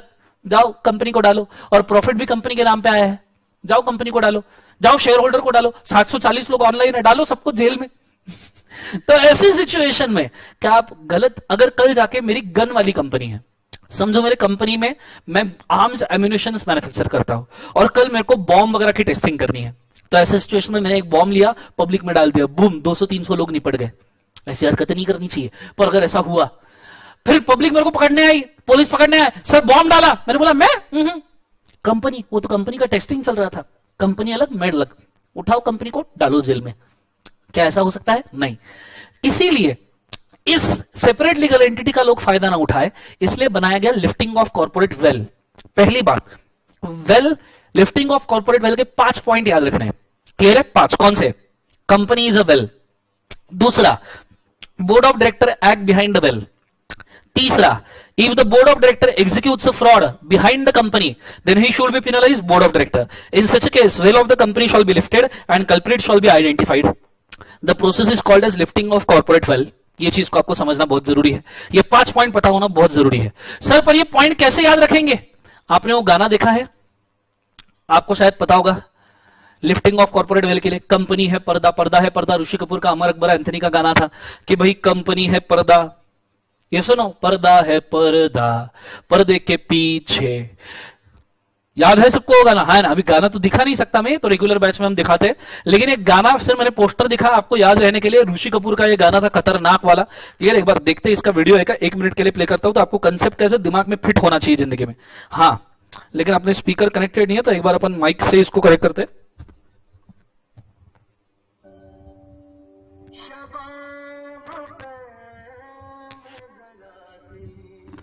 आवाज आ रही है सबको?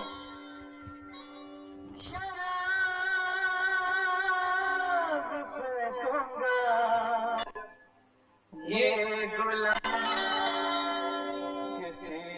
पूरी ओवर एक्टिंग, जिंदगी में पूरी ओवर एक्टिंग यही हो रही है।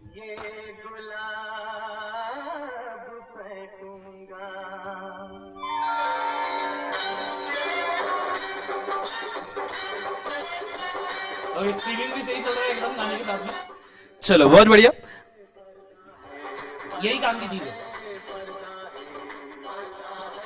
अच्छा, ये औरत, ये जो औरत है ना, ये पुराने जमाने में 2 मिनट के लिए गैग का पार्ट, मतलब अपन रिवीजन कर रहे हैं नो, पर आप पुरानी कोई भी मूवी देखो और उसके अंदर ये औरत दिख जाए तो ये कंफर्म मान लेना कि इसके बच्चे खोने वाले हैं। ये मतलब पूरे इंडिया में सबसे केयरलेस मदर होगी आई गेस, कंसिडर किया जाए, क्योंकि हर पिक्चर में इसके बच्चे खोते थे, ठीक है। और वो जो राखी जया बच्चन थी, ठीक है, हमेशा उसके बच्चों के साथ कुछ बुरा ही होता था। वो करण अर्जुन वगैरह मूवी देख लो, गैग के लिए 2 मिनट के लिए फ्रेश हो जाओ थोड़ा सा, वापस से अपन पढ़ेंगे lifting of corporate well.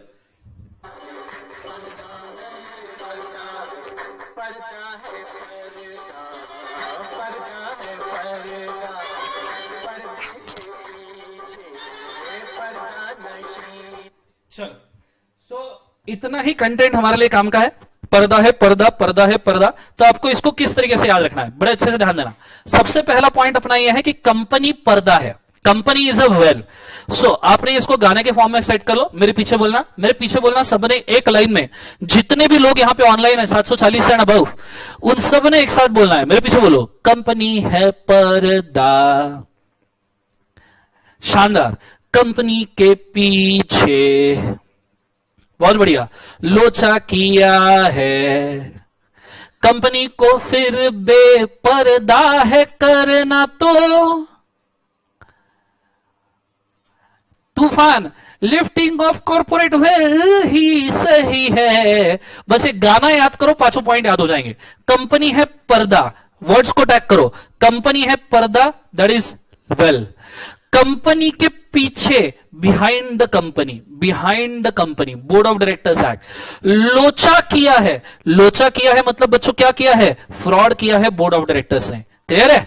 Company को फिर बेपर्दा करना है तो in such case lift corporate veil, बेपर्दा। The process is called as lifting of corporate veil, process को हम कहते हैं lifting of corporate veil. 5 point गाने पर से याद रखना, एक बार गाना मेरे साथ में बोलो। कंपनी है पर्दा, कंपनी के पीछे लोचा किया है, कंपनी को फिर बेपर्दा है करना तो लिफ्टिंग ऑफ कॉर्पोरेट वेल्थ ही सही है, ठीक है। 5 पॉइंट। सो कैसे याद रखना है, कंपनी है पर्दा, company is a veil, company के पीछे board of directors act behind the company, लोचा किया है, board of director executed fraud, company को फिर बेपर्दा करना है, then company lifting of corporate veil, the process is called as lifting of corporate veil, lifting of corporate veil ही सही है। ये 5 पॉइंट लिखो, लिफ्टिंग ऑफ कॉर्पोरेट वेल आपका सेट हो जाएगा। सो अगर मैं बोलूं कि भाई कंपनी पर्दा है, तो ऐसे सिचुएशन में अगर आप ये पर्दा हटा के देखो तो आपको फ्रॉडुलेंट बोर्ड ऑफ डायरेक्टर दिखाई देने चाहिए, क्लियर है। अगर हम सत्यम का पर्दा हटाए तो सत्यम के पीछे पर्दा हटाने के बाद कौन दिखता है, आदरणीय परम पूजनीय घोटाला केसरी रामालिंगा राजू, क्लियर। इतना बड़ा फ्रॉड किया, आदर इज्जत से नाम लेना चाहिए ना, हाँ है ना। उसके बाद में अगर हम बात करें सहारा की तो आदरणीय परम पूजनीय घोटाला केसरी सुब्रतो रॉय। उसके बाद में हम बात करें विजय माल्या जी, किंगफिशर, तो ये सब बेटा लिफ्टिंग ऑफ कॉर्पोरेट वेल के केसेस है। अब हम आते हैं उन केसेस के ऊपर जो हमें पता होना चाहिए कि लिफ्टिंग ऑफ कॉर्पोरेट वेल में बड़े काम के हैं। सो आ जाओ सब जन, मैं इसको जरा सा पीपीटी चेंज कर दूं, ये स्लाइड खत्म हो गया।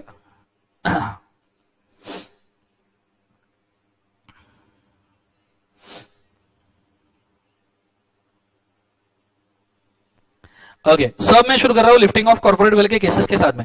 सबसे पहला लिफ्टिंग ऑफ कॉर्पोरेट वेल का case, that is the first one, Dinshaw Maneckji Petit. Dinshaw Maneckji Petit के अंदर क्या हुआ था, now he is original, this is original photo of Dinshaw Maneckji Petit का। ये एक ऐसा पर्सन था जो अंग्रेजों के जमाने में इंडिया का सबसे बड़ा मिल इंडस्ट्री ओन करता था। इंडिया का सबसे पहला क्लोथ मिल आई गेस इसी पर्सन ने सेट किया है, और इंडिया के सबसे बड़े क्लोथ मिल इन्हीं के थे उस वक्त। अब इनको इस क्लोथिंग मिल से बड़े पैमाने पे डिविडेंड और इंटरेस्ट इनकम आता था। अब डिविडेंड और इंटरेस्ट इनकम लोग इधर उधर लगाते थे और इंडस्ट्रीज अच्छे से सेट नहीं होती थी, इसलिए गवर्नमेंट ने उस वक्त एग्जम्पशन निकाल के रखा था कि अगर आप डिविडेंड और इंटरेस्ट इनकम नए कंपनीज में इन्वेस्ट करो तो आपका डिविडेंड और इंटरेस्ट इनकम टैक्स फ्री हो जाएगा। ये ब्रिटिशर्स का प्रोविजन था।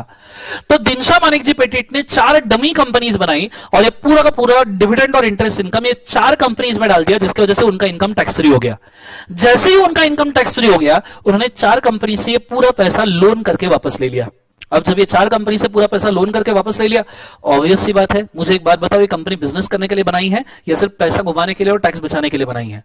तो टैक्स बचाने के लिए बनाई है। दैट्स व्हाई ये 4 कंपनीज का पर्दा उठाना पड़ेगा, लिफ्टिंग ऑफ कॉर्पोरेट वेल करना पड़ेगा, और तब जाके हमें पता चलेगा कि culprit is Dinshaw Maneckji Petit. ये चीज को आपको समझना बड़े अच्छे तरीके से जरूरी है। ये चीज होने के बाद में, अच्छा, इसके अंदर जो बड़ा काम का वर्ड है दिनशॉ मानिक जी पेटिट में, that is protection of revenue. Revenue मतलब लैंड रेवेन्यू, मतलब टैक्सेस। लैंड रेवेन्यू मतलब इस देश की धरती पे जितना रेवेन्यू गवर्नमेंट जनरेट करती है, लैंड रेवेन्यू। ऐसा ही एक और केस हुआ था Juggilal versus CIT, Juggilal versus commissioner of income tax. फिर ये चीज होने के बाद में दूसरा केस है Daimler company versus continental tyre and rubber company of great Britain limited. Clear है? इस केस में क्या हुआ था, एक जर्मन कंपनी थी। अब इसमें से 2 कंपनीज के आपको नाम पता होगा, नहीं 2 तो एटलीस्ट एक कंपनी आपको पता ही होगी।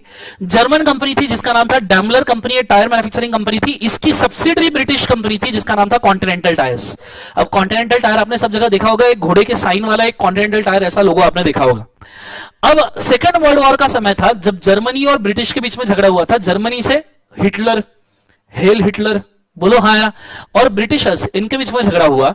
जिस सिचुएशन में सब्सिडरी कंपनी होल्डिंग कंपनी को शेयर ट्रांसफर या पैसा ट्रांसफर करना चाहती थी, लेकिन जब आप पर्दा उठा के देखोगे होल्डिंग कंपनी का, तो आपको देखेगा that is a align enemy. Sorry sorry sorry, आपके हिसाब से एलियन एनिमी। ये आज तक मेरे को समझ में नहीं आता कि ये एलियन एनिमी कंसेप्ट आया कहां से। एलियन है, मंगल ग्रह से बुलाया हमने। It is not alien, it is alien enemy. There are 3 stances, total enemy, alien enemy and alliance. Clear है? टोटल एनिमी मतलब हम आपके सोल्जर्स को मारेंगे, आपकी पब्लिक को भी मारेंगे, सिविलियंस को भी मारेंगे, this is total enemy. Alien enemy मतलब हम सिविलियंस को नहीं मारेंगे, हम सिर्फ सोल्जर्स को मारेंगे या जिन लोगों से थ्रेट लगता है उनको मारेंगे।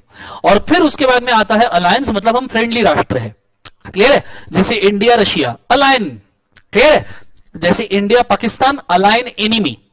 क्लियर है? जब वॉर होता है वी आर अलायन एनिमी, पर इंडिया के सोल्जर पाकिस्तान के सिविलियन को शूट नहीं करते, ना ही पाकिस्तान के सोल्जर्स इंडिया के सिविलियंस को शूट करते हैं। टोटल एनिमी तो यूनाइटेड नेशन ने बैन करके रखा है। टोटल एनिमी तो सिर्फ वर्ल्ड वॉर 2 के वक्त हुआ करता था। तो यहां पे ऐसे सिचुएशन में जब आप होल्डिंग कंपनी का रेफरेंस उठाओगे तो आपको मतलब पर्दा उठाओगे तो आपको दिखेगा कि देयर इज अलायन एनिमी, तो भैया सब्सिडरी कंपनी खुद के अलायन एनिमी को प्रॉफिट ट्रांसफर नहीं कर सकती। ये रूल बनाया गया अलायन एनिमी के केस में। कंसेप्ट समझ में आ रहा है सबको? हाँ ना, जोर से बोलो ये सुनो। इसलिए पर्दा उठाओ होल्डिंग कंपनी का, देखो अलायन एनिमी है क्या। सो यहां पे जो वर्ड काम का है दैट इज एनिमी। अच्छा, ये टेक्स्ट में प्रैक्टिस मैनुअल से उठाया है, इसलिए ये वर्ड बड़े काम के है। हाँ, सो एनिमी वाला कैरेक्टर, पहला वर्ड रेवेन्यू, दूसरा वर्ड एनिमी। फिर जाते हैं तीसरे के ऊपर, जोन्स वर्सेस लिपमैन। इस केस में क्या हुआ था, अब इसके लिए आपको बहुत अच्छा नॉलेज होना चाहिए सेल ऑफ गुड्स एक्ट का। एक सिंपल सा एग्जांपल लेता हूं समझाने के लिए। मिस्टर ए ने व्हाइट हॉर्स बेचा, व्हाइट हॉर्स, हॉर्स निकालना पड़ेगा, हॉर्स ही है, कोई मजाक नहीं उड़ाएगा मेरे ड्राइंग का, मेरे को बचपन में ड्राइंग में आउट ऑफ आउट मार्क हुआ करते थे। ठीक है? सो मिस्टर बी, एक दिन ये व्हाइट हॉर्स मिस्टर ए के अस्तबल में खेल रहा था। मिस्टर बी ने व्हाइट हॉर्स को देखा, उसके ऊपर मिस्टर बी का दिल आ गया। तो मिस्टर बी ने डिसाइड किया मैं ये व्हाइट हॉर्स को परचेस करूंगा। इसने मिस्टर ए से कंफर्म कर लिया और रुपए 5 लाख का चेक दे दिया। पर अभी भी हॉर्स ये ए के अस्तबल में था। एक दिन ए के अस्तबल में सी आया, सी ने देखा कि भाई हॉर्स व्हाइट है, बड़ा अच्छा है, तो सी का भी हॉर्स के ऊपर दिल आ गया। सी का भी हॉर्स के ऊपर क्या आ गया? दिल आ गया। तो सी ने ए को ऑफर किया कि मैं सेम हॉर्स तेरे से 10 लाख में परचेस करना चाहूंगा। ए का ईमान डोल गया और ए ने कैश में व्हाइट हॉर्स को सी को भेज दिया, पोजीशन भी सी को ट्रांसफर हो गया। दिल आ गया, अब दिल आ गया घोड़े पे तो हूर क्या चीज है? समझ में आ रहा है? तो ऐसे सिचुएशन में मुझे एक बात बताओ, व्हाइट हॉर्स किसको जाएगा? आपके पास 4 ऑप्शन है। हाँ, हॉर्स जाएगा ए को, हॉर्स जाएगा बी को, हॉर्स जाएगा सी को, या हॉर्स भाग जाएगा। चौथा ऑप्शन है ही नहीं। तो यहां आपने अगर याद रखा होगा, सेल ऑफ गुड्स एक्ट में डिसाइड किया था horse will go to C because C has purchase the same in good faith. C को सिर्फ बी ने परचेज किया, ये नॉलेज नहीं होना चाहिए। तो और बी को क्या मिलेगा? बी को मिलेगा कंपेंसेशन। अब ये चीज को याद रखना, अगर आप कोई भी प्रॉपर्टी या गुड्स को रीसेल करते हो और सामने वाला पर्सन गुड फेथ में परचेस करता है तो प्रॉपर्टी रीसेल वाले बंदे को जाती है। अब सेम केस आपका हुआ था जोन्स वर्सेस लिपमैन में, बड़े अच्छे तरीके से ध्यान देना। ठीक है? बड़े अच्छे से ध्यान देना। लिपमैन के नाम पे एक लैंड था, उसने ये लैंड जोन्स को बेच दिया, लेकिन जोन्स ने लैंड का पोजीशन नहीं लिया। लिपमैन को पता चला कि उसने लैंड बड़े सस्ते में बेचा। अब लैंड को बचाने के लिए लिपमैन ने क्या किया? वो हॉर्स वाला केस लगाने की कोशिश की। एक कंपनी बनाई जिसके अंदर लिपमैन खुद मेंबर था और लिपमैन का जो लॉयर था वो भी मेंबर था, और ये लैंड जो है उन्होंने उस कंपनी को बेच दिया। मतलब सेम लैंड जो जोन्स को फर्स्ट टाइम बेचा था, same land second time company को बेच दिया। जब जोन्स क्लेम करने आया, लिपमैन बोला यार ये लैंड मैंने कंपनी को बेच दिया, अब लैंड कंपनी का हो चुका है, मैं नहीं दे सकता। जोन्स ने केस ठोक दिया कि भैया कंपनी का पर्दा हटाओ, आपको लिपमैन दिखेगा। तो यहां कंपनी का पर्दा हटाना पड़ेगा क्योंकि ये परचेज गुड फेथ में नहीं है, क्योंकि कंपनी का जो मेंबर और डिसीजन मेकर है वो लिपमैन ही है और लिपमैन को ऑलरेडी पता है कि यहां फ्रॉड है। तो ऐसे सिचुएशन में जोन्स वर्सेस लिपमैन में it is a case of improper conduct. Improper conduct, इसके हम वर्ड्स को मार्क करेंगे, फिलहाल याद रखना। 2-3 केसेस हो चुके हैं हमारे। सबसे पहले केस का नाम है दिनशोमान एग्जिबिटेड, दूसरा Daimler company versus continental tyre and rubber company जिसमें अलायन एनिमी था, दिनशोमान एग्जिबिटेड में रेवेन्यू वर्ड था। तीसरा केस हमने देखा जोन्स वर्सेस लिपमैन, जिसके अंदर हमने देखा इम्प्रॉपर कंडक्ट या फ्रॉड। इम्प्रॉपर कंडक्ट या फ्रॉड के ऊपर एक और केस है Gilford motor company versus Horne. Gilford motor company versus Horne में गिलफोर्ड मोटार कंपनी ने खुद के एम्प्लॉय के ऊपर रेस्ट्रिक्शन लगाया था कि कोई भी एम्प्लॉय अगर कंपनी छोड़ के जाता है तो कंपनी के कस्टमर्स को सॉलिसिट नहीं करेगा। अब हॉर्न ये कंपनी का एम्प्लॉय था, इसने रिजाइन किया और ये चला गया इस कंपनी को छोड़ के, और इसको पता था कि ये कस्टमर्स को डायरेक्ट सॉलिसिट नहीं कर सकता, तो इसने कंपनी बनाई और कंपनी के नाम पर सॉलिसिटेशन शुरू किया। अब कंपनी बनाई, आप कंपनी का पर्दा उठा के देखो तो आपको कौन दिखेगा? हॉर्न। और हॉर्न ये सॉलिसिटेशन करने की कोशिश कर रहा है, दैट्स व्हाई कंपनी का पर्दा उठाया गया और ट्रांजैक्शन को वॉइड करार दे दिया गया। This is also improper conduct. तो ये केसेस में आपको वर्ड याद रखना है इम्प्रॉपर कंडक्ट, और साथ में लिफ्टिंग ऑफ कॉर्पोरेट वेल के, यहां वेल के लिए मैं कुछ और वर्ड्स मेंशन कर रहा हूं जो एग्जाम में पूछे हैं। लिफ्टिंग ऑफ कॉर्पोरेट वेल कुछ सिनोनिमस है। लिफ्टिंग ऑफ कॉर्पोरेट शाम, शाम पता होगा आपको, आपका दोस्त, वो नहीं है निकम्मो, यहां शाम का मतलब है पर्दा ही। फिर हॉक्स, HOAX हॉक्स, और फिर है cloak, CLOAK if I am not wrong. Clear है? सो CLOAK, ये 4 word lifting of corporate veil में बड़े फेमस है, इसको भूलना मत। वो आपको कुछ भी करके पूछ सकते हैं, बोलेंगे लिफ्टिंग ऑफ कॉर्पोरेट शाम, शाम को उठाओ, तो आप शाम को उठाने मत लग जाना, इट इज कॉर्पोरेट वेल। आपने कॉर्पोरेट वेल के ही वो 5 पॉइंट यहां पे लिखने हैं, ये चीज को आपने बड़े अच्छे तरीके से याद रखना है। कंसेप्ट समझ में आ रहा है सबको? हाँ है ना? जोर से बोलो यस और नो। ये चीज को अच्छे से याद रखना। केस है Gilford motor company versus Horne. एक इंस्टीट्यूट ने गलती किया है, खुद के मॉड्यूल के अंदर उन्होंने नाम दिया है होम, लेकिन केस का नाम हॉर्न है, होम नहीं। ये चीज को आपने याद रखना, हॉर्न नॉट होम। क्लियर है कंसेप्ट? ये चीज होने के बाद अगले केस के ऊपर जाते हैं, merchandise transport company versus British transport commission. Holding company ने ट्रांसपोर्ट लाइसेंस के लिए अप्लाई किया, ब्रिटिश ट्रांसपोर्ट कमीशन को लाइसेंस रिजेक्ट हो गया। होल्डिंग कंपनी ने सब्सिडरी कंपनी बनाई और सब्सिडरी कंपनी के नाम पे अप्लाई किया, ऑब्वियसली रिजेक्ट होगा, क्योंकि सब्सिडरी का पर्दा उठा के देखो होल्डिंग कंपनी दिख जाएगी। लिफ्टिंग ऑफ कॉर्पोरेट वेल, बड़ा सिंपल केस है। उसके बाद में इसके अंदर जो वर्ड यूज होता है that is a public policy, because licence issue करना इज पब्लिक पॉलिसी। एक बार वापस केसेस रिपीट करते हैं। Dinshaw unexpected revenue, Daimler company versus continental tyre and rubber company, that is कौन सा था? Alien enemy. Jones versus Lipman, improper conduct. Gilford motor company versus Horne, improper conduct. Sham, hoax, cloak और veil, 4 word. और अभी हमने देखा that is merchandise transport company versus British transport commission. Licence का case public policy के against नहीं जाना चाहिए। इसके ऊपर एक और केस बना था जो नाम के लिए आप रेफर कर सकते हो, कॉर्नर्स वर्सेस कॉर्नर्स लिमिटेड। ये चीज होने के बाद में अगला वाला case, workman of associated rubber industry limited versus associated rubber industry limited. Associated rubber industry limited, कुछ ज्यादा ही फास्ट बोल रहा हूं मैं, आराम से। अभी कैसा है, बच्चे सामने नहीं है ना, तो थोड़ा समझ में आने में थोड़ा समय, बट डोंट वरी, समझ में आपको बिल्कुल आएगा। चिल मारना आराम से, ठीक है? पढ़ते रहो, अच्छे से मेरे साथ बने हुए रहो, ठीक है? So workman of associated rubber industry limited versus associated rubber industry limited. इसके अंदर क्या केस हुआ था, बड़े अच्छे तरीके से ध्यान देना। आपने भले ये केस पढ़ाओ ना पढ़ाओ, एक चीज को याद रखना, इसमें बेसिक बड़े काम के हैं। अगर आप देखो पेमेंट ऑफ बोनस एक्ट या पेमेंट ऑफ प्रोविडेंट फंड या पेमेंट ऑफ ग्रेट्युटी, जो ओल्ड सिलेबस से बिलोंग करते हैं उनको ये एक्ट बहुत पता होंगे, क्योंकि ओल्ड सिलेबस में ये लॉ थे इंटर के, अभी नहीं है तो छोड़ दो। इन एक्ट में ये लिखा है कि अगर आपके कंपनी में 20 से ज्यादा एम्प्लॉइज है तो ऐसे सिचुएशन में आपको बोनस, पीएफ और ग्रेट्युटी देना कंपलसरी है। 20 या उससे ज्यादा एम्प्लॉइज है तो बोनस, ग्रेट्युटी और पीएफ देना कंपलसरी, मतलब 20 से ज्यादा एम्प्लॉय हुए तो कंपलसरी खर्चा बढ़ गया। अब खर्चा बचाने के लिए क्या हुआ था, सिचुएशन को थोड़ा एनालाइज करके समझने की कोशिश करना। खर्चा बचाने के लिए सिचुएशन ये हुआ था, जो ये था कि भैया रबर कंपनी के नाम पे कुछ 19 एम्प्लॉइज हो चुके थे। रबर कंपनी ने देखा कि 20वां एम्प्लॉय आ गया तो वाट लगेगी, इसलिए रबर कंपनी ने सब्सिडरी कंपनी बनाई और सब्सिडरी कंपनी के नाम पे उन्होंने नए एम्प्लॉइज को अपॉइंट करना शुरू किया, ऐसे, ठीक है? वो एम्प्लॉय है, गलत मत सोचना। सो एम्प्लॉइज अपॉइंट करना शुरू किया, होल्डिंग कंपनी के नाम पे 19, सब्सिडरी के नाम पे 19, बोनस वगैरह कुछ मिला ही नहीं किसी को। वर्कमैन को तकलीफ हुई, वर्कमैन ने केस कर दिया। देखो केस जो कर रहे हैं वो है workman of associated rubber industry. उन्होंने कंपनी पे केस कर दिया कि ये गलत है और ऐसे सिचुएशन में लिफ्टिंग ऑफ कॉर्पोरेट वेल किया गया सब्सिडरी का और देखा गया कि होल्डिंग कंपनी रिस्पॉन्सिबल है। और यहां पे वर्डिंग आए welfare legislation, bonus act, PF, gratuity, ये वेलफेयर लेजिस्लेशन है। ये कैसे लेजिस्लेशन है? वेलफेयर। तो ये चीज को समझना जरूरी है। Workman of associated rubber industry limited versus associated rubber industry limited. Last case है एफजी फिल्म्स। एक अमेरिकन फिल्म कंपनी थी, कैसी कैसी फिल्म रिलीज करती थी पता नहीं, नाम में ही ए है तो बहुत मुश्किल है। सो अमेरिकन फिल्म कंपनी थी, इसका एक प्रेसिडेंट था जो ब्रिटिश फिल्म कंपनी का भी 100% शेयर होल्डर था।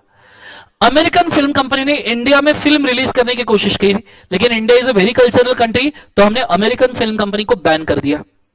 सेम फिल्म को उस प्रेसिडेंट ने ब्रिटिश कंपनी के नाम से इंडिया में रिलीज करने की कोशिश की। अगर आप ब्रिटिश कंपनी का पर्दा उठाओ तो फिल्म दिखेगी आपको अमेरिकन कंपनी की, तो फिर भी ये फिल्म बैन ही होगी। यह है लिफ्टिंग ऑफ कॉर्पोरेट वेल्थ का लास्ट केस लॉ।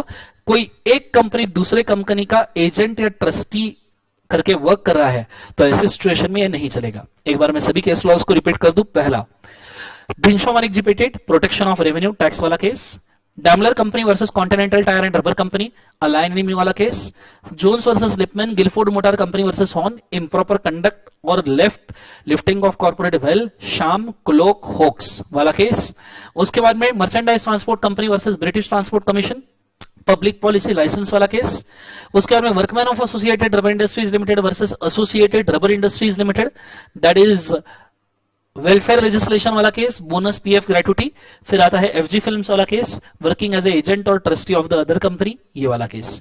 इतने केसेस आपको याद होने चाहिए और इतने केसेस आपने लिफ्टिंग ऑफ कॉर्पोरेट वेल्थ में पुट करने हैं, क्योंकि ये सब इंस्टीट्यूट के मॉड्यूल में दिए गए हैं।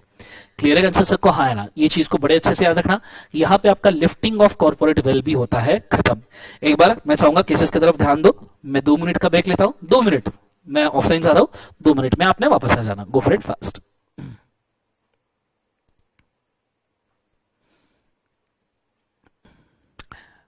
लाइक्स तो बच्चों से ज्यादा बढ़ गए, 718 बच्चे, 720 बच्चे ऑनलाइन हैं और 830 लाइक है। Thank you so much guys.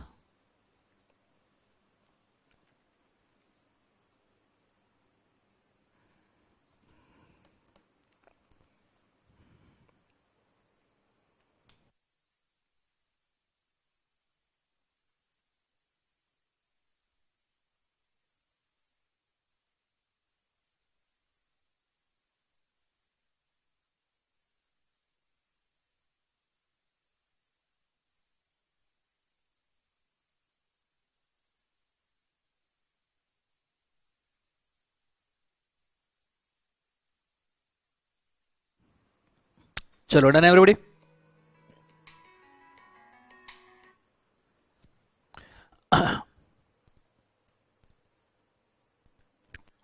चलो आ जाओ, आगे बढ़ते हैं। कॉन्सेंट्रेट करना अच्छे तरीके से। अब ये चीज होने के बाद में अभी हम जाने वाले हैं नेक्स्ट वाले कंटेंट के ऊपर।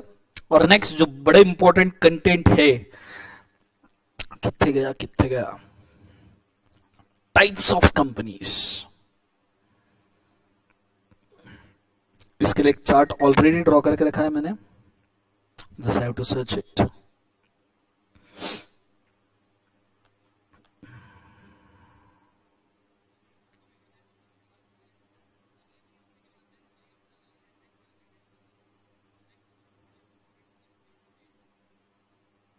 Yes here it is. So types of companies, ठीक है। सब जन ऑनलाइन ही रहना, दम बनाए रखो। आज देख ही लेंगे कि किस में ज्यादा दम है, आप में या मुझ में, ठीक है। चलो let's go. So types of companies, let's start with the types of companies. Let's understand what is the types of company, how it works etcetera. आपने ऑब्वियसली इसको बहुत अच्छे से पहले ही देखा होगा, लेकिन कुछ टेक्निक्स के साथ में इसको याद करने का मैं तरीका बोलूंगा जो आपके लिए काफी काम में आएगा, ठीक है। Let's go. सो 850 से ज्यादा लाइक है, 650 से ज्यादा लोग ऑनलाइन है। ऑनलाइन ही रहिएगा, छोड़ के ना जाइएगा। आज आपका नियरली पूरा कंपनी अपने को वाइप आउट करना है, ठीक है। ऑनलाइन रहेगा। Now types of companies are to be divided into different portions according to incorporation, liability, membership, control, ownership, object, working, ठीक है। अब इस को अगर आपको याद करना है तो मेमोरी टेक्निक आपने याद करना है। आई ला मेरी काऊ, सब जने याद करना क्या है। आई ला मेरी काऊ, एक बार जोर से बोलो क्या है। आई ला मेरी काऊ। आई पर से इनकॉर्पोरेशन, ला पर से लाइबिलिटी, मेरी पर से मेंबरशिप, सी पर से कंट्रोल, ओ पर से ओनरशिप, ओ पर से ऑब्जेक्ट, डब्ल्यू पर से वर्किंग। अब इसमें इनकॉर्पोरेशन में 3 कंपनी है, चार्टर्ड, स्टैट्यूटरी, रजिस्टर्ड। लाइबिलिटी में अनलिमिटेड, लिमिटेड। मेंबरशिप में पब्लिक, प्राइवेट, ओपीसी, जिसका एक और पोर्शन है स्मॉल। कंट्रोल में holding, subsidiary, associate, sister concern. Ownership में government, foreign, third party. Object में section 8 producer company, banking company, insurance company, electricity company, Nidhi company et cetera. Working में dormant company, active company, sick company, liquidation company. तो ये चीज को आपको समझना बड़े अच्छे तरीके से जरूरी है, ठीक है। अब मैं सभी डेफिनेशन यहां पे कवर नहीं कर पाऊंगा, लेकिन जो काम काम के डेफिनेशन है वो हम यहां पे जरूर कवर करेंगे।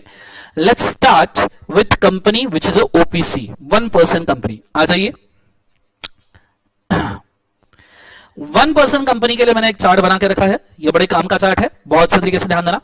वन पर्सन कंपनी, ये हम रीड करते हैं सेक्शन नंबर 2 सब सेक्शन 62 के साथ, रेड विथ सेक्शन 3 जो फॉर्मेशन इनकॉर्पोरेशन का है, red with rule number 6। Clear है? रूल 6 इसमें बड़ा काम का है, तो बहुत अच्छे से ध्यान देना। ओपीसी में एक मेंबर और एक नॉमिनी होना ही चाहिए, जो इंडिविजुअल होनी चाहिए और जो रेसिडेंट होनी चाहिए, but resident not as per income tax act, resident as per foreign exchange management act. India में कंपनी लॉ के जितने भी रेसिडेंट का डेफिनेशन है, कंपनीज एक्ट में भले ही रेसिडेंट का डेफिनेशन नहीं है, लेकिन कंपनीज के साथ जो अलाइड लॉज है जैसे फेमा वगैरह, उसमें रेसिडेंट का डेफिनेशन है, तो हम बोलेंगे इनकम टैक्स का डेफिनेशन यहां नहीं चलती। What is residence? जो इंडिया में मोर देन 182 डेज रिसाइडिंग है, उसे हम रेसिडेंट कहते हैं। ओपीसी, अगर आप किसी एक ओपीसी में पप्पा हो, पप्पा मतलब मेंबर और नॉमिनी मतलब बच्चा, अगर आप किसी एक ओपीसी में पप्पा हो, पप्पा हो मतलब मेंबर, तो क्या आप किसी दूसरे ओपीसी में पप्पा हो सकते हो? नहीं, पप्पा किसी एक ही जगह पे। जिंदगी पे मारो ऐसा छापा कि हर गली से आवाज आए पापा पापा, ऐसा नहीं होना चाहिए। तो सिर्फ एक ओपीसी में मेंबर, दूसरे ओपीसी में आप पप्पा ना बनना। अगर आप किसी एक ओपीसी में पप्पा हो तो क्या दूसरे ओपीसी में बच्चा बन सकते हो? आईसीआई के हिसाब से मॉड्यूल में अलाउ किया था। एक ओपीसी में नॉमिनी, दूसरे ओपीसी में मेंबर, अलाउ किया था। एक ओपीसी में नॉमिनी, दूसरे ओपीसी में नॉमिनी, अलाउ किया था। लेकिन जब आपको मेंबरशिप लेने की बारी आएगी ऐसे केस में, तो आपको कोई एक ही कंपनी में मेंबर होना अलाउड है। फिर ओपीसी का maximum paid up capital 50 lakh, OPC का मैक्सिमम थ्रेशोल्ड 2 करोड़। क्लियर है? अगर आप इसमें से कोई भी कंडीशन तोड़ते हो, एनी वन, तो आपको पब्लिक या प्राइवेट कंपनी में कंपलसरी कन्वर्जन करना पड़ेगा। ये चीज को मैं थोड़ा सा समझा दूं, इसमें बहुत सारे बच्चों को कंफ्यूजन होता है और बहुत सारी डिबेट भी होती है। इसलिए रूल नंबर 6 जो है उसके अंदर लिखा हुआ है सब रूल नंबर 1 एंड सब रूल नंबर 2। ऊपर मैंने रूल 6 का रेफरेंस दिया ना आपको भी, ये वाला। सो सब रूल 1 और सब रूल 2, जो सब रूल 4 और सब रूल 5 के साथ भी आपने रीड करना चाहिए। सब रूल 1 में बोला है कि अगर आप एनी वन कंडीशन तोड़ते हो तो आपको 6 मंथ्स का ट्रांजिशन पीरियड मिलेगा, जिसके अंदर आपने ओपीसी को कन्वर्ट करना है प्राइवेट कंपनी में या पब्लिक में, आपको 6 महीने मिलेंगे। ये बोला है सब रूल 1 में। सब रूल 2, 3, 4, 5 में यह बोला है कि अगर आप बोथ कंडीशन एक साथ तोड़ते हो, बोथ कंडीशन एक साथ तोड़ दी, तो आपकी OPC will cease to exist. मतलब आपकी ओपीसी बैन हो जाएगी, आप एज अ कंपनी वर्क नहीं कर सकते। मतलब आपको इमीडिएट बेसिस पे, कौन से बेसिस पे? इमीडिएट बेसिस पे आपको कन्वर्ट करना होगा, एक तो पब्लिक या प्राइवेट कंपनी। बहुत सारे लोगों को ये चीज समझ में नहीं आती। पूना में इसके ऊपर बहुत बड़ा डिस्प्यूट हुआ था, बट जाने दो। फिलहाल मैं आपको इसे इतना बोल सकता हूं कि ऐसे सिचुएशन में आपने इमीडिएट कन्वर्जन करना जरूरी है। आप खुद 6 रूल 1, 2, 3, 4 देख सकते हो, उसके वर्डिंग पर से आपको समझ में आएगा। क्लियर है? सो एक कंडीशन तोड़ो, 6 महीने का ट्रांजिशन, दोनों तोड़ो, तो ऐसे सिचुएशन में आपको ओपीसी को कन्वर्ट करना पड़ेगा। फिर उसके बाद में रेस्ट्रिक्शन ऑन बिजनेस। ओपीसी का सेक्शन 8 कंपनी चैरिटेबल कंपनी नहीं बन सकता, और OPC NBFC business, non banking financial company business नहीं कर सकती। अब ये क्या है, इसको थोड़ा सा रिसर्च कर लेना। ओपीसी के नाम में ओपीसी वर्ड आना चाहिए और उसका स्टेटस हमेशा प्राइवेट कंपनी जैसा ही रहेगा। ये कुछ चीजें आपने ओपीसी की याद रखनी चाहिए। नॉमिनेशन के लिए कुछ ई फॉर्म्स दे रहा हूं, अब यहां पे ई फॉर्म देना जरूरी है। INC form number 2 is for nomination, ये इनकॉर्पोरेशन चैप्टर की फॉर्म है। INC form number 3 is for return consent, it's for nominee, is for return consent. INC form number 4 it is for change in nomination. फिर INC 5 अगर आप कोई भी limit break करते हो, और आईएनसी 6 कन्वर्जन के लिए। इतने ओपीसी के आपको ई फॉर्म्स याद होना जरूरी है। Clear concept? 2 nomination, 3 return consent, 4 change, 5 threshold, 6 conversion. अगर आपको चाहिए तो आप इसका फोटो खींच कर गो for it fast.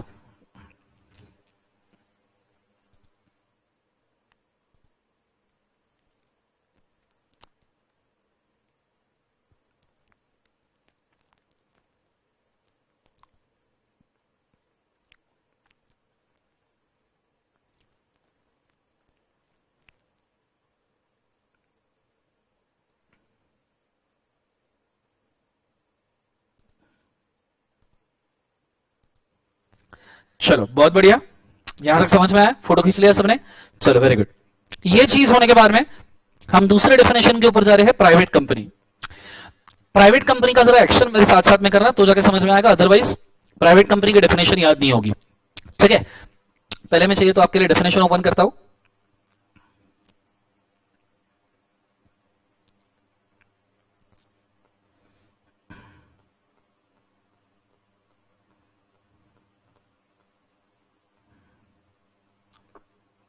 Private company, private company के डेफिनेशन में अगर हम देखें तो सबसे पहला, private company means a company having minimum paid up share capital, जो है बच्चों डिलीट हो चुका। फिर उसके बाद में restrict the transfer of share, limit the number of members to 2 to 200, और उसके बाद में joint holding will be counted as one, present और past employ who are member will not be counted, and invitation to public is not allowed. तो action कर लो फटाफट। Company by its AOA, AOA मतलब आर्टिकल ऑफ एसोसिएशन, एओए, सब जन action करो। AOA, transfer of share restricted, transfer of share restricted, हम दो हमारे 200, सच में हम दो हमारे 200, joint holding should be counted as one, joint holding, joint पता है जॉइंट, ठीक है, ऐसी हरकतें नहीं करना, गलत चीज है। हाँ, company by its AOA, transfer of share restricted, हम दो हमारे 200, joint holding should be counted as one, present past employee shall not be counted. Again, company by its AOA, transfer of shares restricted, हम दो हमारे 200, joint holding should be counted as one, present past employee should not be counted, and invitation to public not allowed. बुलाती है मगर जाने का नहीं। Concept समझ में आ रहा है सबको? हाँ है ना, बुलाती है मगर जाने का नहीं, ये प्राइवेट कंपनी है, इधर जाने का नहीं। कंसेप्ट समझ में आ रहा है सबको? हाँ है ना, ये चीज को अच्छे तरीके से याद रखना। क्लियर है कंसेप्ट? सो इसके लिए डायग्राम देख लेते हैं एक बार, अच्छे से ध्यान देना। First and foremost thing, bye its AOA restrict the transfer of share. अब वर्ड यूज किया है रेस्ट्रिक्ट, वर्ड बैन यूज नहीं किया है, वर्ड यूज किया है बच्चों रेस्ट्रिक्ट, बैन वर्ड यूज नहीं किया है। So right to transfer the shares restrict किया है, मतलब आप शेयर ट्रांसफर कर सकते हो मेंबर्स में या ग्रुप ऑफ पर्सन में। ग्रुप ऑफ पर्सन में कौन अलाउड है? रिलेटिव या private placement to group of members. Now relative के डेफिनेशन बहुत सारे लोगों को नहीं पता होता। रिलेटिव के डेफिनेशन है 2 सबसेक्शन 77 में। रिलेटिव रहते हैं साथ साथ, याद करने का तरीका 77 का, रिलेटिव रहते हैं साथ साथ, 2 सबसेक्शन 77, रिलेटिव रहते हैं साथ साथ। क्लियर है? अब रिलेटिव में कौन आता है? 2 स्टेप ऊपर मदर फादर, 2 स्टेप नीचे सन डॉटर, इधर उधर।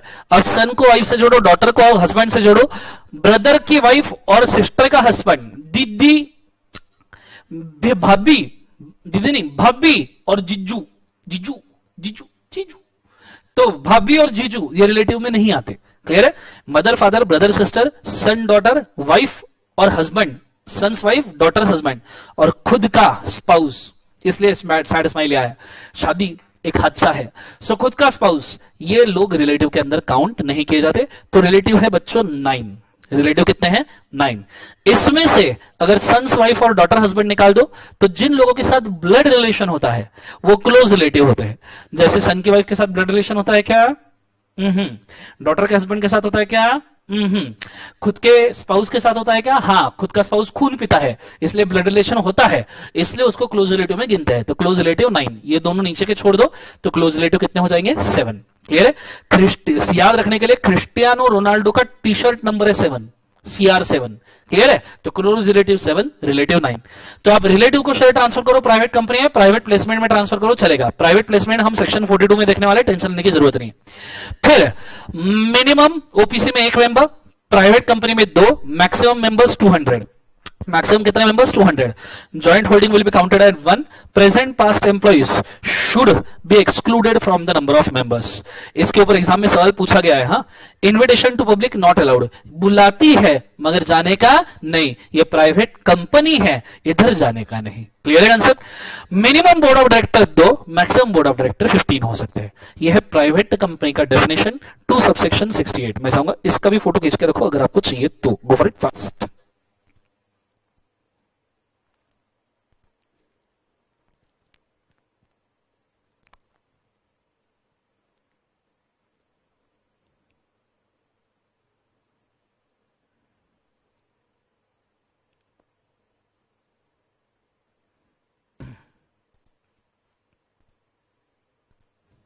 चलो डन एवरीबॉडी, ये हो गया प्राइवेट कंपनी। प्राइवेट कंपनी के बाद अगला डेफिनेशन आता है पब्लिक कंपनी का। पब्लिक कंपनी का डेफिनेशन तो तुम्हारी जिंदगी तरीके से क्लियर है एकदम। Public company which is not a private, minimum members 7 और subsidiary of public company will be deem public company. 3 point याद रखने, which is not private, minimum members 7 and which is a deem public company. बात खत्म। Concept समझ में आ रहा है? Subsidiary of public is a deem public company.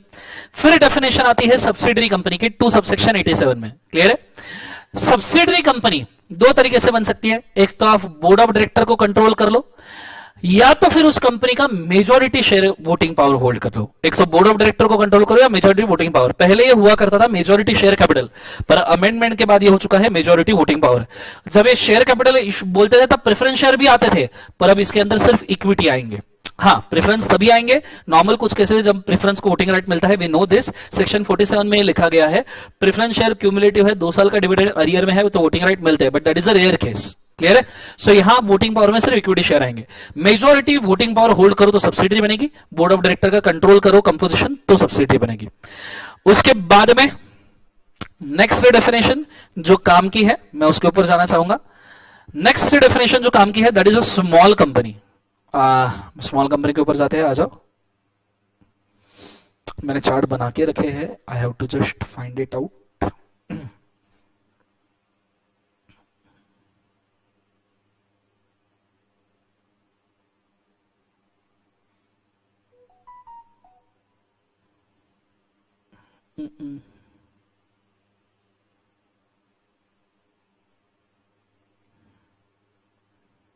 हाँ, ये लो।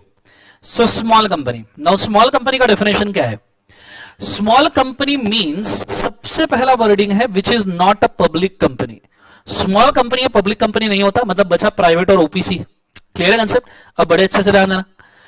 जिसका पेड अप कैपिटल 50 लाख, सिर्फ मैं पहले पेड अप कैपिटल के ऊपर जा रहा हूं। जिसका पेड अप कैपिटल, यहां मैं मार्किंग कर दूं, जिसका पेड अप कैपिटल 50 लाख से 10 करोड़ है, या जिसका टर्नओवर 2 करोड़ से 100 करोड़ है, और यहां एंड लिखा है, दोनों कंडीशन एंड है।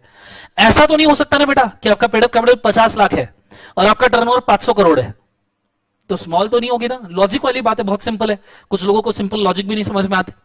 सो 50 लाख से 10 करोड़ है और आपका पेड अप कैपिटल 50 लाख है और आपका टर्नओवर है 500 करोड़, क्या आप इसको स्मॉल बोलोगे? सच में कुछ भी ये नहीं हो सकता। क्लियर है? और टर्नओवर 2 करोड़ से अगर 100 करोड़ है तो ये दोनों कंडीशन कंप्लाइड है तो स्मॉल है। पर बहुत सारे बच्चों को ये चीज समझ में नहीं आती कि स्मॉल क्या। सर मतलब जिसका पेड अप कैपिटल 50 लाख से 10 करोड़ है वो स्मॉल, बराबर है सर? तो बेटा 50 लाख के नीचे कौन? जिसका पेड अप कैपिटल 50 लाख के नीचे वो कौन? टाइनी। ऐसा इंटरप्रिटेशन नहीं है इसका, तो बड़े अच्छे से ध्यान देना। ऐसी कंपनी, ये जो लिमिट दी है, पहले तो इससे शुरू करते हैं। जो लिमिट दी है 50 लाख से 10 करोड़, ये रेंज दी है। इस रेंज में से ministry of corporate affairs select करता है कि स्मॉल कंपनी की लिमिट क्या होनी चाहिए। फॉर एग्जांपल, अगर मिनिस्ट्री ऑफ कॉर्पोरेट अफेयर्स ने स्मॉल कंपनी की लिमिट किसी एक ईयर में रखी 70 लाख, तो भैया 0 से लेके 70 लाख तक जिनका capital, paid up capital 70 lakh है, वो स्मॉल कंपनी हो जाएगी। ऑब्वियसली टर्नओवर कंप्लाई किया तो। अगर एमसीए ने लिमिट कभी चेंज कर दी और बोली भैया 3 करोड़, तो जिनका लिमिट भैया 0 से 3 करोड़ है वो स्मॉल हो जाएगी। अगर एमसीए ने लिमिट कभी चेंज कर दी, बोली 9 करोड़, तो जिनका लिमिट 0 से लेकर 9 करोड़ है वो स्मॉल कंपनी हो जाएगी। इस तरीके से स्मॉल कंपनी समझते हैं। क्या एमसीए 10 करोड़ के ऊपर की लिमिट दे सकता है? नहीं। एमसीए को रेंज कितने अलाउड है? 50 लाख से 10 करोड़। तो 10 करोड़ के ऊपर की रेंज क्या MCA, ministry of corporate affairs के चेयरमैन दीदी जी निर्मला सीतारामन जी, क्या 10 करोड़ के ऊपर की रेंज दे सकते हैं? नहीं। 10 करोड़ ही मैक्सिमम लिमिट हुआ। मतलब 10 करोड़ के ऊपर वाली कंपनी हमेशा बिग कंपनी रहेगी, हमेशा बिग रहेगी। इसके ऊपर आप लिमिट नहीं दे सकते। क्या दीदी जी 50 लाख के नीचे, दीदी जी निर्मला सीतारामन दीदी जी का 50 लाख के नीचे लिमिट दे सकते हैं? नहीं।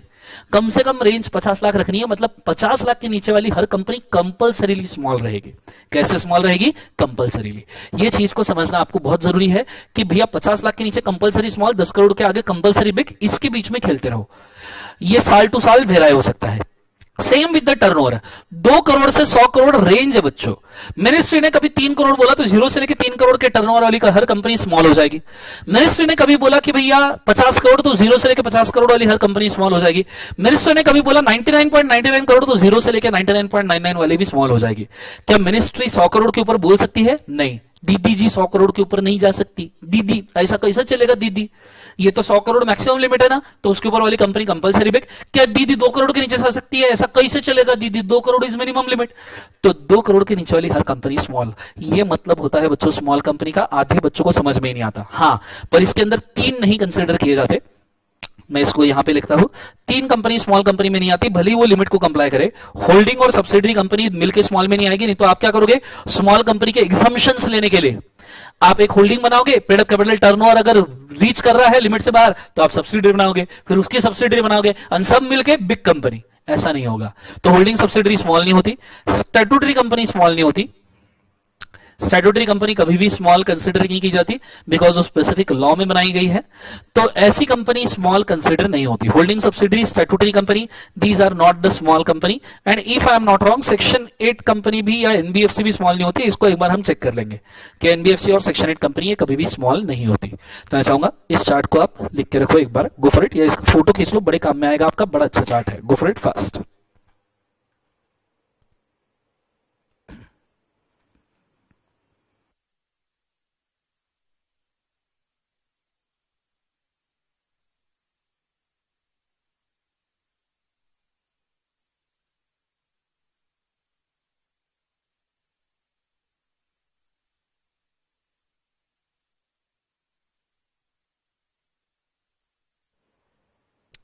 बहुत जबरदस्त, 700 के आसपास लोग कंसिस्टेंटली ऑनलाइन रह रहे हैं, आई एम वेरी हैप्पी, और 900 से ज्यादा लाइक आए हैं।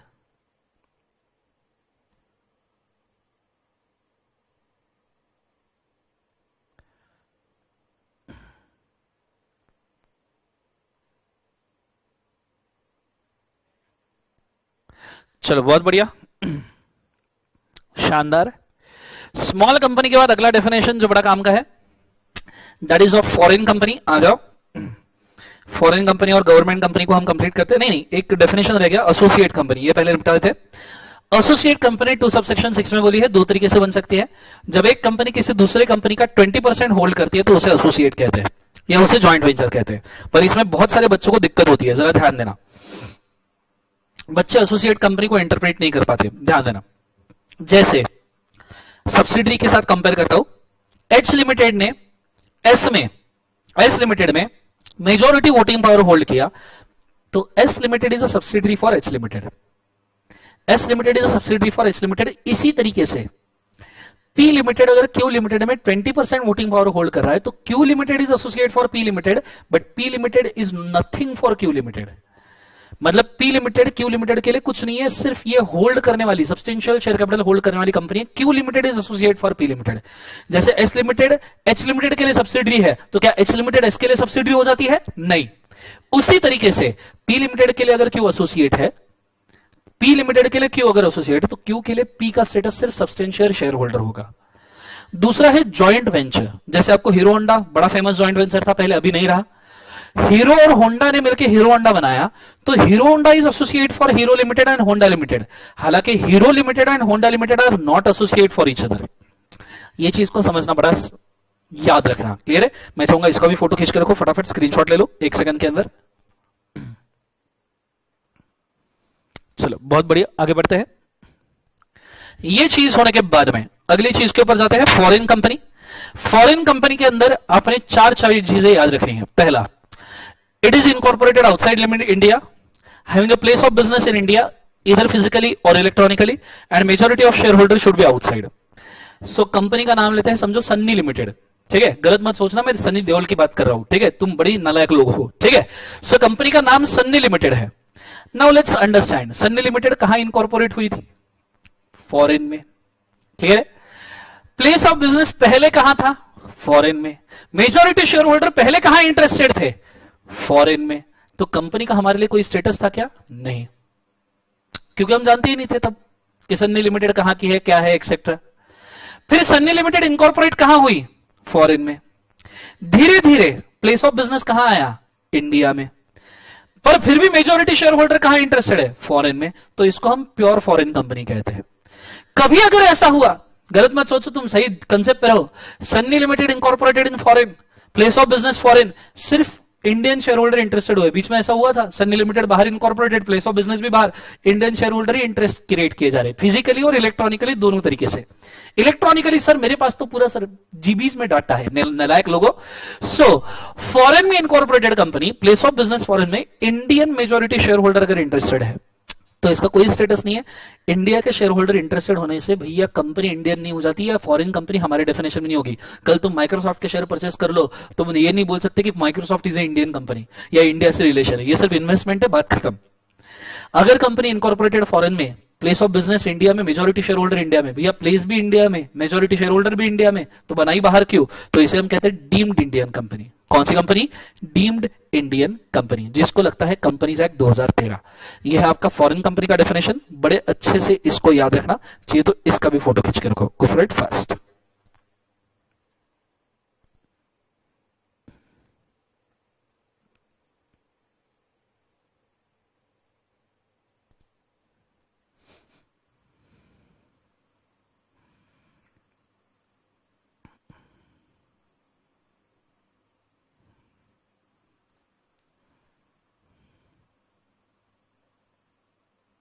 चलो डन एवरीबॉडी। ये चीज होने के बाद में हम अगले कंटेंट के ऊपर जा रहे हैं। बड़े अच्छे तरीके से ध्यान देना, कॉन्सेंट्रेट करना, डबल ट्रिपल चौबल जितना भी हो सकता है उतना ज्यादा, ठीक है। फॉरेन कंपनी के बाद में अगला डेफिनेशन के ऊपर हम बढ़ रहे हैं। एसोसिएट हो गया, सब्सिडरी हो गया, स्मॉल हो गया,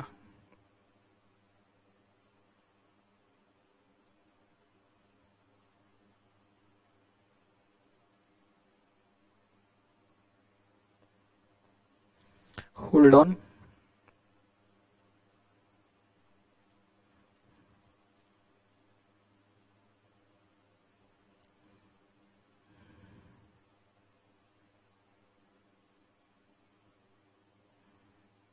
हाँ एक डेफिनेशन काम का बचा है, that is government company. Government company का मतलब क्या होता है? Government company means a company जिसके अंदर 51% of paid up share capital is either held by CG और एसजी और बोथ, और company which is subsidiary of government company will also be considered as government company. ये चीज को आपको समझना जरूरी है, क्लियर है? लेकिन बहुत सारे बच्चों को गवर्नमेंट कंपनी और गवर्नमेंट कंट्रोल्ड कंपनी में डिफरेंस समझ में नहीं आता। अब मैं यहां पर एक एग्जांपल दे रहा हूं, जरा अच्छे से समझना। वंदे मातरम लिमिटेड एक कंपनी है जिसका 30% सीजी ने होल्ड किया है और 25% एलआईसी ने होल्ड किया है। क्या ये गवर्नमेंट कंपनी है? सोचो सोचो, ये इधर मत जाओ, इधर लिखा हुआ है बट जाना मत, लॉजिक लगाना खुद का। तो अगर आप सोचोगे तो सीजी ने 30% होल्ड किया है, 25% एलआईसी ने, अपरेंटली ऐसा लगेगा गवर्नमेंट कंपनी है, पर ये डेफिनेशन में कहीं नहीं बैठता। ना ही 51% पेड अप कैपिटल सीजी ने होल्ड किया है, ना ही it is a subsidiary of government company, तो it is not government company as per definition.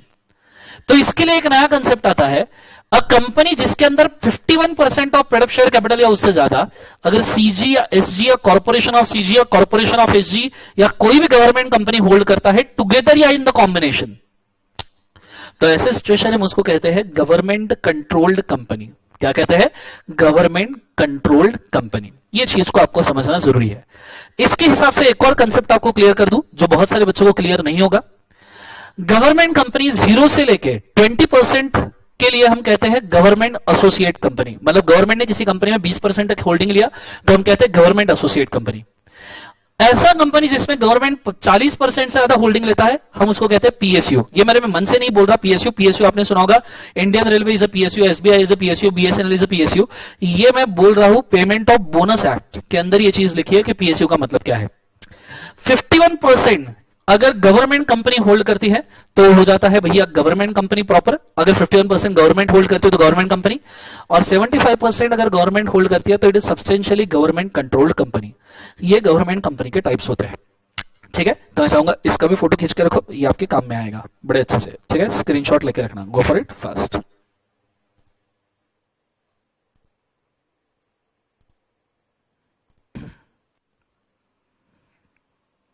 चलो बहुत बढ़िया, शानदार। ये चीज होने के बाद में अब मैं बढ़ रहा हूं अगले वाले कंटेंट के ऊपर। After this now we are moving towards the next content, और अगला है टाइप्स ऑफ कंपनी का चार्ट, जो मैं वापस रीफ्रेम करके आपको थोड़ा सा दे रहा हूं, क्योंकि बहुत सारे बच्चों को ये इस कंसेप्ट की क्लैरिटी नहीं होती। ये अब होने के बाद में हमारा बेसिक्स ऑफ कंपनी लॉ वाला चैप्टर खत्म होगा। मैंने मेन सब चीजें, सब कैटेगरीज कवर की है इस चैप्टर में से। मैं ये ट्राई कर रहा हूं सभी चैप्टर में से मेन कैटेगरीज हम अच्छे से कर ले, सो दैट कुछ छूट ना पाए।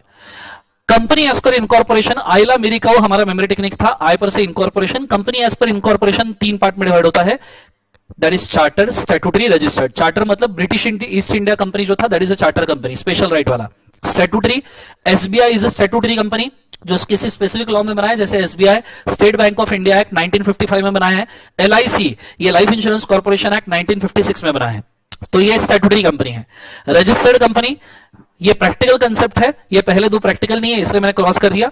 फिर उसमें आती है लाइबिलिटी, आईला liability, limited, unlimited. Unlimited company कोई बनाता नहीं है, 292 में बोल के रखा है लाइबिलिटी के ऊपर लिमिट नहीं है, मतलब आपका टीवी, फ्रिज, वॉशिंग मशीन, सोने की थाली, चांदी का चम्मच, बीवी के गहने, बच्चे के डायपर, बच्चे है नहीं पर होंगे जरूर, डोंट वरी, ऐसे डरने की जरूरत नहीं, होंगे, डोंट वरी, ऐसे बुरा मत मानो, होंगे जरूर, don't worry. So unlimited company, तो वो कंपनी कोई बनाता नहीं है, और जब लिमिटेड लाइबिलिटी अवेलेबल है, उसके अंदर share capital, guarantee, combo. Guarantee भी नॉर्मली कोई लेता नहीं है, कॉम्बो भी कोई नॉर्मली नहीं करता है, तो practically share capital company exist करती है। मैं ऐसा नहीं बोल रहा कि ये होती ही नहीं है, होती है पर इतनी ज्यादा नहीं। उसमें पब्लिक, प्राइवेट, प्राइवेट में 2, private company OPC, public 271, private 268, OPC 262, और फिर इनके डिवीजन होते हैं holding, subsidiary, associate, sister concern, ownership, government, foreign, third person. Object के हिसाब से section 8 banking company, insurance company, NBFC, producer company, electric, जितने ऑब्जेक्ट उतनी company, software company, real estate company, जो भी है। वर्किंग के हिसाब से dormant company, active company, sick company, liquidation. अब यहां मैं शॉर्ट में इनको कंप्लीट करूं जो नहीं हुए हैं। सिस्टर कंसर्न कंपनी, एक ही होल्डिंग की 2 सब्सिडरीज, ड्रॉ ही कर देता हूं ना। समझो अगर मैं ऐसा बोलूं कि भैया Ash limited is a holding company जिसकी 2 सब्सिडरीज है, सल्लू लिमिटेड। तुम अलग चीज से कनेक्ट मत करना, मैं सिर्फ जेन्युइन एग्जांपल दे रहा हूं। आई am not responsible for what you think, I am responsible for what I talk. So Sallu limited, और दूसरा अभी लिमिटेड। कौन लिमिटेड? अभी लिमिटेड, या विवेक लिमिटेड भी ले सकते हो, एक ले लो, और तीसरा भी ले लो, विवेक लिमिटेड।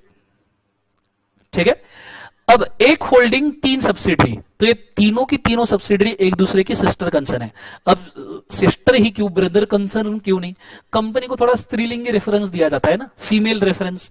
कंपनी मिट गई, बर्बाद हो गई, बन गई, चल रही थी, जबरदस्त कंपनी है, तो इसलिए सिस्टर कंसर्न। कंपनी था, मिट गया, बर्बाद हो गया नहीं बोलते ना, नहीं तो ब्रदर कंसर्न बोलते थे, तो एक सिस्टर कंसर्न टर्म है। फिर उसके बाद में गवर्नमेंट कंपनी, फॉरेन कंपनी हमारा हो चुका है। Third person is not practical, तो उसको स्किप कर दो। सेक्शन 8 हम सेक्शन 8 में देखेंगे, बैंकिंग का काम नहीं है, इंश्योरेंस का काम नहीं है, एनबीएफसी का काम नहीं है, प्रोड्यूसर नहीं, इलेक्ट्रिसिटी नहीं, एक्सेट्रा। डोरमेंट कंपनी मतलब क्या? डोरमेंट कंपनी सीए फाइनल पे आता है 455 में, फिर भी बोल दू काम का है, जो इनकॉर्पोरेट इंडिया में हुआ है, जो इनकॉर्पोरेट कहां हुआ है? इंडिया में, लेकिन अभी तक बिजनेस शुरू नहीं किया, या शुरू किया पर बीच में बंद है। अगर ऐसा कंपनी जो नाम के लिए बना है पर बिजनेस नहीं कर रहा, उसे हम कहते हैं डोरमेंट कंपनी। ये डोरमेंट कंपनी आप बना सकते हो एमएससी, ई फॉर्म बोल रहा हूं, एमएससी फॉर्म नंबर 1 में, जिसका सर्टिफिकेट आपको मिलता है एमएससी फॉर्म नंबर 2 में। सो अप्लाई करो 1 में, सर्टिफिकेट मिलेगा 2 में। ये चीज को याद रखना, that is dormant company. Dormant company maximum 5 साल एग्जिस्ट करती है, 5 साल के बाद इसको डिसॉल्व कर देगा अगर ये वापस बिजनेस नहीं करती तो। एक्टिव कंपनी मतलब जो बिजनेस कर रही है। सिक कंपनी जो सिक इंडस्ट्रियल कंपनीज एक्ट में नोटिफाई की है, ये आपके कोर्स में नहीं है। और लिक्विडेशन कंपनी जो फिलहाल लिक्विडेशन में है, जिसका वाइंडिंग अप हो रहा है। तो ये है आपका टाइप्स ऑफ कंपनीज वाला चार्ट। इसी लॉजिक से इसको याद रखना। So main categories of company सिर्फ ये 3 होते हैं, पब्लिक, प्राइवेट, ओपीसी। ये क्यों होते हैं ये मैंने यहां पे एक्सप्लेन कर दिया। क्लियर है? मैं चाहूंगा इस चार्ट के भी फोटो खींच के रखो, मैं आधा आधा ट्रैक करता हूं, जस्ट मेरे को जाने दो। ओके, खींच लो फोटो इसके। ले लिया पहला स्क्रीनशॉट, वेरी गुड। दूसरा ले लिया, दूसरा स्क्रीनशॉट, बहुत बढ़िया। चलो, सो यहां पे सब्सटेंशियल पोर्शन हमारा खत्म होता है हमारे इस चैप्टर का। होल्ड। लास्ट चीज जो बाकी है वो ये बाकी है कि भैया कंपनीज एक्ट का हिस्ट्री देखो। अथॉरिटी स्ट्रक्चर हो गया, चैप्टर स्ट्रक्चर हो गया, डेफिनेशंस, प्रिलिमिनरी वगैरह सब कुछ हो गए, पर एक जो आपको पता नहीं है वो है कंपनीज एक्ट 1956 और कंपनीज एक्ट 2013 का डिफरेंस। ये समझना इसलिए जरूरी है क्योंकि बहुत सारे बच्चों को कंपनीज एक्ट 2013 बनाने के पीछे का इंटेंशन ही नहीं पता। कि क्यों कंपनीज एक्ट 2013 बनाया गया। तो ये चीज मेरे को थोड़ा यहां पे बताना पड़ेगा, थोड़ा सा पेशेंस रखना, ये होने के बाद में अपना पहला सेशन कंप्लीट हो जाएगा, ठीक है। सो उसके बाद हम थोड़ा सा ब्रेक लेंगे। सो पहला है कंपनीज एक्ट 1956, दूसरा है कंपनीज एक्ट 2013। सबसे पहले number of section, companies act में 658 सेक्शंस थे 1956 में, कंपनीज एक्ट 2013 में 470 सेक्शंस है, अगर आपको पता होगा तो। पहले के जो चैप्टर्स थे वो कुछ huge large number of chapters थे, ज्यादा ही थे कुछ, लेकिन अभी हमारे पास 29 चैप्टर्स है, जिसमें से 10 चैप्टर आपके सीए इंटर पे एप्लीकेबल है और 19 चैप्टर सीए फाइनल पे। तीसरा, डिपार्टमेंट के सर्कुलर्स, रूल्स और नोटिफिकेशन बहुत ज्यादा थे, यहां पे बहुत कम है। चौथा, फोर्थ वन, कि भाई इंटेंशन ऑफ प्रिपेयरिंग लॉ क्या है। तो companies act 1956 was prepared for the benefit of members first, मतलब मेंबर्स को बेनिफिट मिले, शेयर होल्डर्स को, ये पहला मकसद था। फिर बेनिफिट हम देते थे बोर्ड ऑफ डायरेक्टर्स को, फिर हम बेनिफिट देते थे एम्प्लॉइज को, मतलब सोसाइटी इन्वॉल्वमेंट वगैरह तो कोई ध्यान में ही नहीं था। पर कंपनीज एक्ट 2013 में सबसे पहले आती है बेटा सोसाइटी, बिकॉज ऑफ आदरणीय परम पूजनीय रामालिंगा राजू के लोगों की वजह के हिसाब से। ETY स्पेलिंग को थोड़ा सा एडजस्ट करना, सबको मालूम है स्पेलिंग माशाअल्लाह है, ठीक है। दूसरा, सोसाइटी के बाद में आता है एनवायरमेंट, एनवायरमेंट के बाद में तीसरा आता है दैट इज स्टेक होल्डर्स, मतलब डिपॉजिटर्स, डिबेंचर्स एक्सेट्रा। फिर आता है शेयर होल्डर्स, फिर आता है board of directors. Sir employees stakeholder में कवर हो गए। उसके बाद में कोई नए प्रोविजंस, कुछ न्यू चेंजेस है ना। ओल्ड कंपनीज एक्ट में जो कंसेप्ट नहीं है वो यहां पे है, जैसे independent director ID, one woman director, ये कुछ नए कंसेप्ट है। CSR जो आपके सिलेबस में है, NFRA नेशनल फाइनेंस, CSR पता है ना, corporate social responsibility, NFRA national financial reporting authority, अगर आपको नहीं पता होगा तो CSR 135 में है, NFRA 132 में है। उसके बाद में चौथा, अगर हम बोले तो ऑडिट कमेटी, रेम्यूनरेशन कमेटी 177, 178 में, तो ऐसे कई सारे प्रोविजन नए बनाए गए। तो ये बेसिक डिफरेंस है ओल्ड कंपनीज एक्ट और न्यू का। अगर आप चाहो तो इसको लिख लो, मैं 1 मिनट के लिए इसको ओपन रखता हूं या स्क्रीनशॉट निकाल लो।